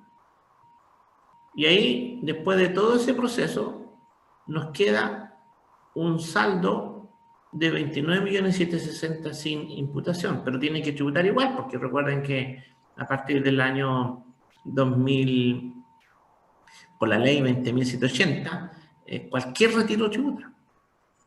Consecuencia, aquí lo único que le estamos entregando es una calificación tributaria. Ahora, si un retiro se queda sin imputación, no va a tener crédito, pero va a estar a efecto global igual. Entonces imputamos aquí el último ajuste en las multas que se aplica los 81.142, que nos deja un saldo negativo. Entonces aquí tenemos la diferencia entre un modelo y otro, entre un sistema y otro. Y a continuación, y simplemente aquí yo voy a mostrar toda la planilla, cómo se aplicó el régimen D3 con una tasa del 10%. Si ustedes se fijan aquí hay algo especial.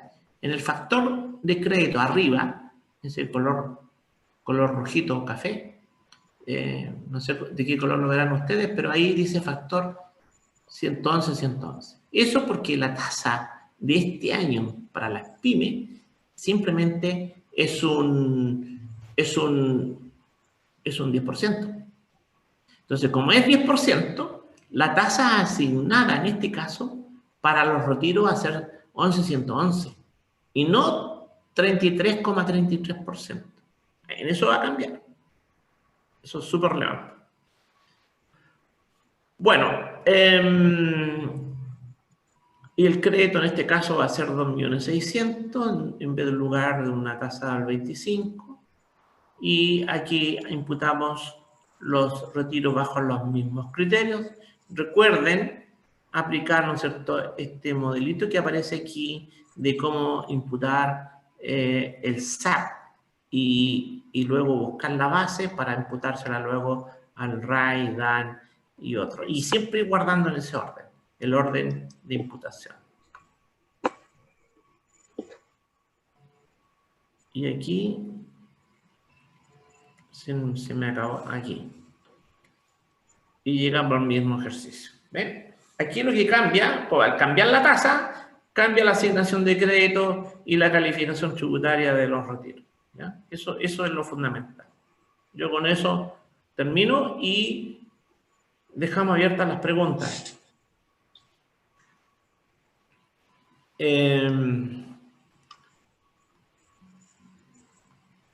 ¿Aló? Mario, te escucho. Adolfo, estamos listos. Sí, te escucho, perfecto. Perfecto. A ver, no sé si en el chat hay preguntas. No las veo. Vamos a ver. Tienes que bajar la presentación, Mario. Voy a bajar la presentación. Voy a dejar de presentar. Perfecto. Desde la ciudad de Los Ángeles, Ricardo Núñez. Aquí. Vamos a leer las preguntas. Don Julio Donoso dice, ¿existe algún rango para pasarse del porcentaje de participación y que se tome como desproporcionado? Estimado Adolfo, ¿usted quiere responder? Ahí Mira, abajo le dimos una respuesta, pero no sé si coincidimos o no.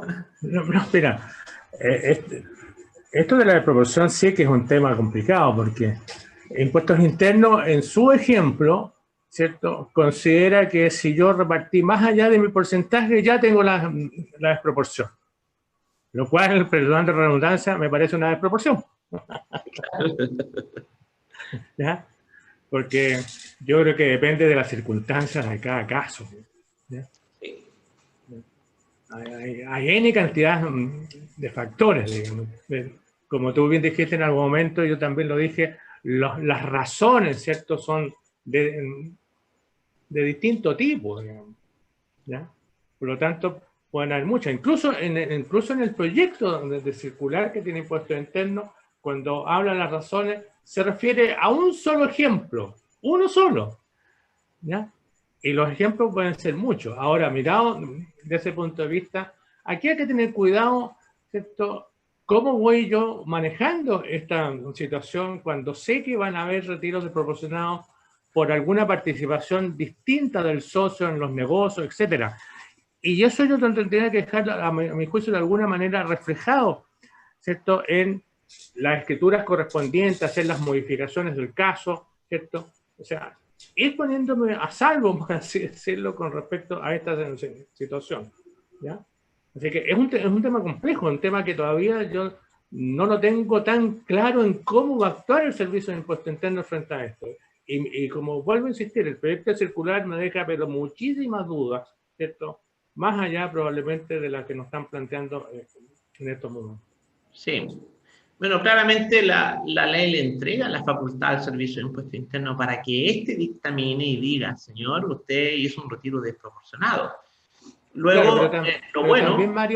también, Mario, que recuerda que te agrega que el propio contribuyente, o sea, la propia empresa, podría tomar acción y pagar el impuesto, ¿cierto?, anticipadamente, por así decirlo, sin... Para evitar. Claro, para evitar, obviamente, porque un 40% no deja de ser importante, digamos, es relevante. Imagínense si todos los contribuyentes están en la tasa máxima del 40, y la pregunta es, ¿qué sentido tiene tasar ahora si el servicio va a cobrar un 40? Porque cuando cobra el 40, el Servicio de Impuestos Internos, en base a un procedimiento que el artículo 63 lo otorga, y es un procedimiento largo y que puede durar años, muchos años. Exacto. ¿Ya? Entonces, cuando ya concluyen, ya tiene que pagar el 40%, lo que corresponde es que aquel contribuyente que también pagó el impuesto por estos retiros efectivos que hizo, puede pedir la devolución. Claro, hay que hacer la rectificatoria en el caso. Exactamente. Está planteado eso precisamente en la ley. Yo creo que no hay una receta específica. Lo importante, hay que poner mucho cuidado de estas típicas empresas familiares en donde el papá tiene un 90% y el hijo tiene 10% y retiramos al revés.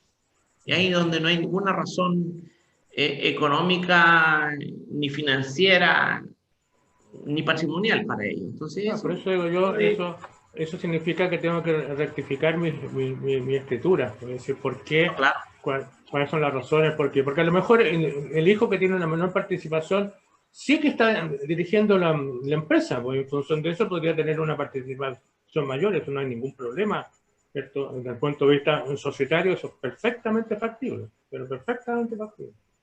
Claro, el hijo que tiene 10% del capital y perfectamente puede tener un 60% de participación en la empresa diciendo, bueno, yo voy a administrar, voy a ser importante dentro de esta empresa, le voy a dar valor agregado a la compañía, por tanto me merezco un 60%, y eso la idea es que lo ponga en escritura, que esté en escritura. Y además en la documentación que empieza a manejar, por los contratos que él maneja, en los cuales interviene, obviamente esté la firma de él para reflejar que efectivamente esto está relevantemente en esa participación. Sí. Bueno, en casi todas, bueno, la ley 21.210 también le exige al Servicio de Impuestos Internos que toda su actuación y emplazamiento de los contribuyentes tiene que estar bien fundada. Así es. Bien fundada. Sí. No es llegar y decirle, oye, contribuyente, tú tienes que expresar y señalarme cuáles son tus razones. El servicio tiene que entregar, ¿no es cierto?, su fundamento. Exactamente. Bueno, interesante. Esperamos que en el futuro tengamos más resoluciones, circulares aclaratorias u oficios. Oficio, yo creo que van a haber muchas preguntas sobre eso. A ver, ¿es posible complementar en qué se refiere el IBUT en caso de devolución de capital? No me queda claro el procedimiento a realizar. Ya, don Adolfo. El IBUT es la utilidad, es el UVET, ¿no es cierto? El UVET. Sí. La utilidad de balance que exceden a las tributarias. Claro, como dice impuestos internos, eso, el cálculo de esas utilidades, yo solamente lo tengo que efectuar cuando estoy haciendo una devolución de capital. Entonces, la devolución de capital empiezo primero, ¿cierto? Primero el RAI, el DDAN, el REX, ¿cierto? ¿Ya? Y como voy a hacer una devolución de capital, ahí sí que tengo que calcular el IBER. Ahí sí que tengo que calcular el exceso de estas utilidades para asignarla, ¿cierto?, como primera medida antes de la devolución del capital. Ese es el efecto. Antes de la devolución. ¿Ya? Y una vez que agoté, ¿cierto?, el IBET, recién lo puedo imputar al capital. ¿Ya? En la medida que cumpla con la formalidad, que es lo otro importante. Exacto. Este problema lo podrían tener principalmente las empresas que llevan su contabilidad en IFRS. ¿Ah? Sí. Eso. Así es que, efectivamente, hay que cuidar ese orden de imputación solo en el caso de la devolución de capital. Antes no opera esta figura. No pega, pero ahí hay algo importante desde mi punto de vista, digamos, porque muchas empresas, ¿cierto? Yo diría que prácticamente todas las pymes, tanto las del D3 como las del D8, bueno, el D8 la dejo fuera, pero las del D3, digamos, pymes, porque me he hecho mal dicho, pymes que no son D3, digamos, pero que son pymes, en definitiva, ¿ya? Llevan la contabilidad de acuerdo con principios tributarios. Claro. No tienen IFRS, ¿ya? Por lo tanto, cuando están haciendo una devolución de capital, van a tener que calcular un UVET, de todas maneras, ¿ya? Y eso de alguna forma está dicho en el proyecto circular, por si acaso. ¿Ya? Sí. Ha dicho que tienen que hacer el cálculo correspondiente, entonces, por lo tanto, se tienen que poner en ese año, ¿cierto? Que han llevado toda su vida, ¿cierto?, en función de la situación tributaria, ¿cierto? Todo a valor tributario, y de repente están haciendo una devolución de capital y se van a encontrar que tienen que hacer de alguna otra manera, ¿cierto?, el cálculo del UVET. O sea, tienen que calcularlo de acuerdo con la IFRS. Y eso significa recalcular hacia atrás, digamos. ¿Ya? O sea, cuando yo aplico como primera vez la IFRS, es un cálculo atroz, digamos. Hay que hacer un diplomado para IFRS. Exactamente. ¿Eh? Exactamente. Otra especialidad. Ahí veo una complicación importante. Exacto. Pasamos a la otra pregunta, don Tirso Sepúlveda. Ajá. Dice, las sociedades 14, letra A, semi-integrado, ¿calcularán el capital propio tributario de la misma forma que existía el 31 de diciembre del año 2019? Sí. No hay cambios en ese sentido sobre el cálculo del capital propio tributario. Ahí no observo ninguna variación. Lo que hizo que tenían en la letra B del año anterior. Sí. Lo que hizo ahí la ley, ¿cierto?, la 21210, en cambiar incluso de posición el capital propio, porque antes estaba en el artículo 21.1 y ahora está, ¿cierto?, en el artículo 2, es dejarlo en forma más precisa, que todo el capital propio está en relación a valores estrictamente tributarios y que correspondan a inversiones de carácter efectiva en relación, obviamente, a los activos correspondientes. O sea, todas aquellas activos que puedan estar estimados, etcétera, no forman parte naturalmente del capital propio. Es una precisión que hizo del lenguaje, más que otra cosa. Sí, son precisiones. Perfecto. Otra pregunta de don Tirso. La imputación al RAP antes de los demás registros, ¿solo será para este año o hasta que se consuma? Esto es para hasta que se consuma totalmente. Exactamente, porque es prioritario. Como Sí. tú pusiste ahí, preferente, prioritario, preferencial, etcétera, digamos. ¿Ya? La letra P que pusiste tú ahí en el RAP. Muy bien. Claro. Prioritario. A ver si no me salté ningún otro. Sigamos.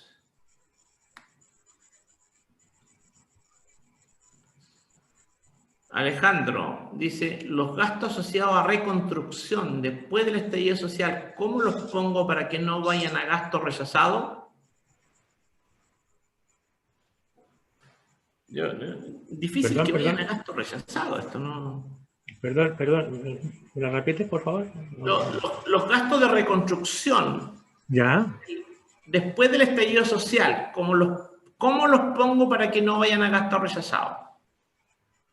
Los gastos de reconstrucción. Claro, creo que primero tiene que estar bien documentado, o sea, si hay facturas, si hay contratación de maestros, de pintura, de una serie de materiales, obviamente tiene que estar registrado en la contabilidad y perfectamente ese es un daño patrimonial, ¿eh? Un daño que afectó al patrimonio de la empresa y del contribuyente, por lo tanto...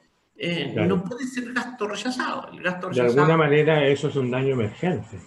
daño emergente, claro. Claro. Y el daño emergente, ¿cierto? Que si bien es cierto dentro de la ley de la renta, en el 17 número 1 está como un ingreso no renta, ¿ya? El daño emergente es un ingreso no renta, pero el daño emergente, ¿cierto? En función ahora de los contribuyentes de la primera categoría, ¿cierto? No es un ingreso no renta si es que tengo seguros comprometidos, ¿ya? Ya, y me pagan el seguro, tiene que ir como ingreso. Y lo que se produjo como daño emergente lo tengo que rebajar como gasto, ¿ya? Exacto. Ahora, si no tengo seguro, obviamente todo eso, todo ese daño patrimonial naturalmente es un gasto. Ahora, el problema que yo veo ahí de repente en estas reparaciones o reconstrucciones, ¿cierto? Es si de alguna u otra manera estoy agregando un valor en función de la mejora, ¿cierto? Que la estructura que haga ahora es muy superior a la que tenía y por lo tanto, ¿cierto? Eso lo tengo que a lo mejor incorporar al valor del activo y voy a tener una depreciación mayor hacia el futuro, digamos, con respecto a ese bien, digamos. O sea, ahí hay que analizar naturalmente cada caso, obviamente en particular. Pero no veo la razón de que me puedan decir que esto es un gasto de carácter rechazado. Claro. En especial por la amplitud que tiene hoy día, ¿cierto?, el gasto. ¿Ya? Hay que ver ese circular de impuestos del gasto que es muy interesante. Sí, don Alejandro, respalde todos esos gastos nomás y dedúzcalo como gasto propiamente tal. Así es. Don Ricardo Neira, régimen ProPyme transparente 14D8, es régimen simplificado 14TER. ¿No está obligado a realizar corrección monetaria ni depreciación? Efectivamente, ¿no? Estas empresas no deprecian ni aplican corrección monetaria. La única forma de que tengan que aplicar corrección monetaria es que si ya no cumplen con los requisitos de estar en el D8 y pasen a un régimen D3 o a un régimen A, y ahí tiene que empezar a reconstituir todo, ¿eh? Pero eso también está en las instrucciones, está en la circular 62. Eso. Y Nelson Pérez. Si el retiro es mayor, se va a global complementario con un menor crédito. Pero el registro RAI no se anota el diferencial para no quedar con saldo negativo. Yo imagino que... el retiro, claro, no se anota porque evidentemente ya... todas las utilidades que se controlan en el registro RAI ya no existen. Por lo tanto, van a quedar retiros sin imputación, tal como aparecen en los tres ejemplos. Hay una parte importante de los retiros del segundo retiro de nuestro ejemplo simplemente no quedan con imputación, no se anotan en el RAI, por tanto no quedan negativos, no lo puede dejar negativo. Ahora, cuando tengo exceso de retiro que van a ir de todas maneras al global complementario, y que no tengo créditos de ninguna naturaleza, ¿cierto? No estoy en un 14A, por ejemplo, ¿cierto? Tengo la alternativa de pagar el impuesto de primera categoría, ¿cierto? Voluntariamente, ¿ya? Siempre y cuando corresponda, ¿cierto?, a contribuyente de impuestos finales. Sí. Es un cambio que hubo ahí en la legislación con respecto a la situación pasada.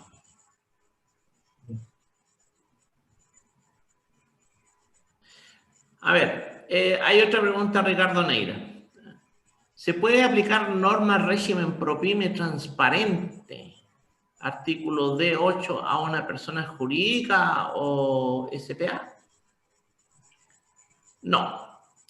Una característica principal del D8 transparente es que sus socios sean contribuyentes de impuestos finales. Claro, o sea, puede ser puede ser una sociedad, pero que los socios sean contribuyentes del impuesto global complementario o del impuesto adicional, impuestos finales, ¿ya? Si el No socio puedo tener una persona jurídica como socio. Si el ¿Ya? socio fuese una IRL, lo puede tener, pero pasaría directo a la persona. Exactamente. Ah, Hay que acordar que la IRL, el dueño de la IRL solamente es una persona natural. exacto. ¿Ya? Ya, creo que hemos terminado y ahí saludos, felicitaciones para don Adolfo y para don Mario. Aprovecho de publicar, hacerme publicidad.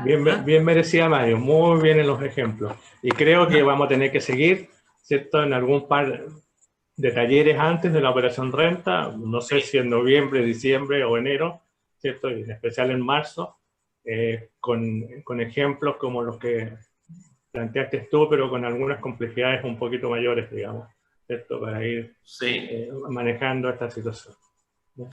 Muy Como bien. siempre, vamos a estar en Despide los usted, próximos maestro, la charla. No, dale, Mario, tú estás muy bien. Te ves muy bien en pantalla, ¿no? Muy bien, pues. Mucho gusto a todos. Quedamos entonces Para hasta noviembre el próximo taller. el próximo taller. Bueno, Sí, señor. adiós. Adiós. Muchas gracias, Mario. Que estés muy bien. Cuídate. Adiós, Adolfo. Gracias.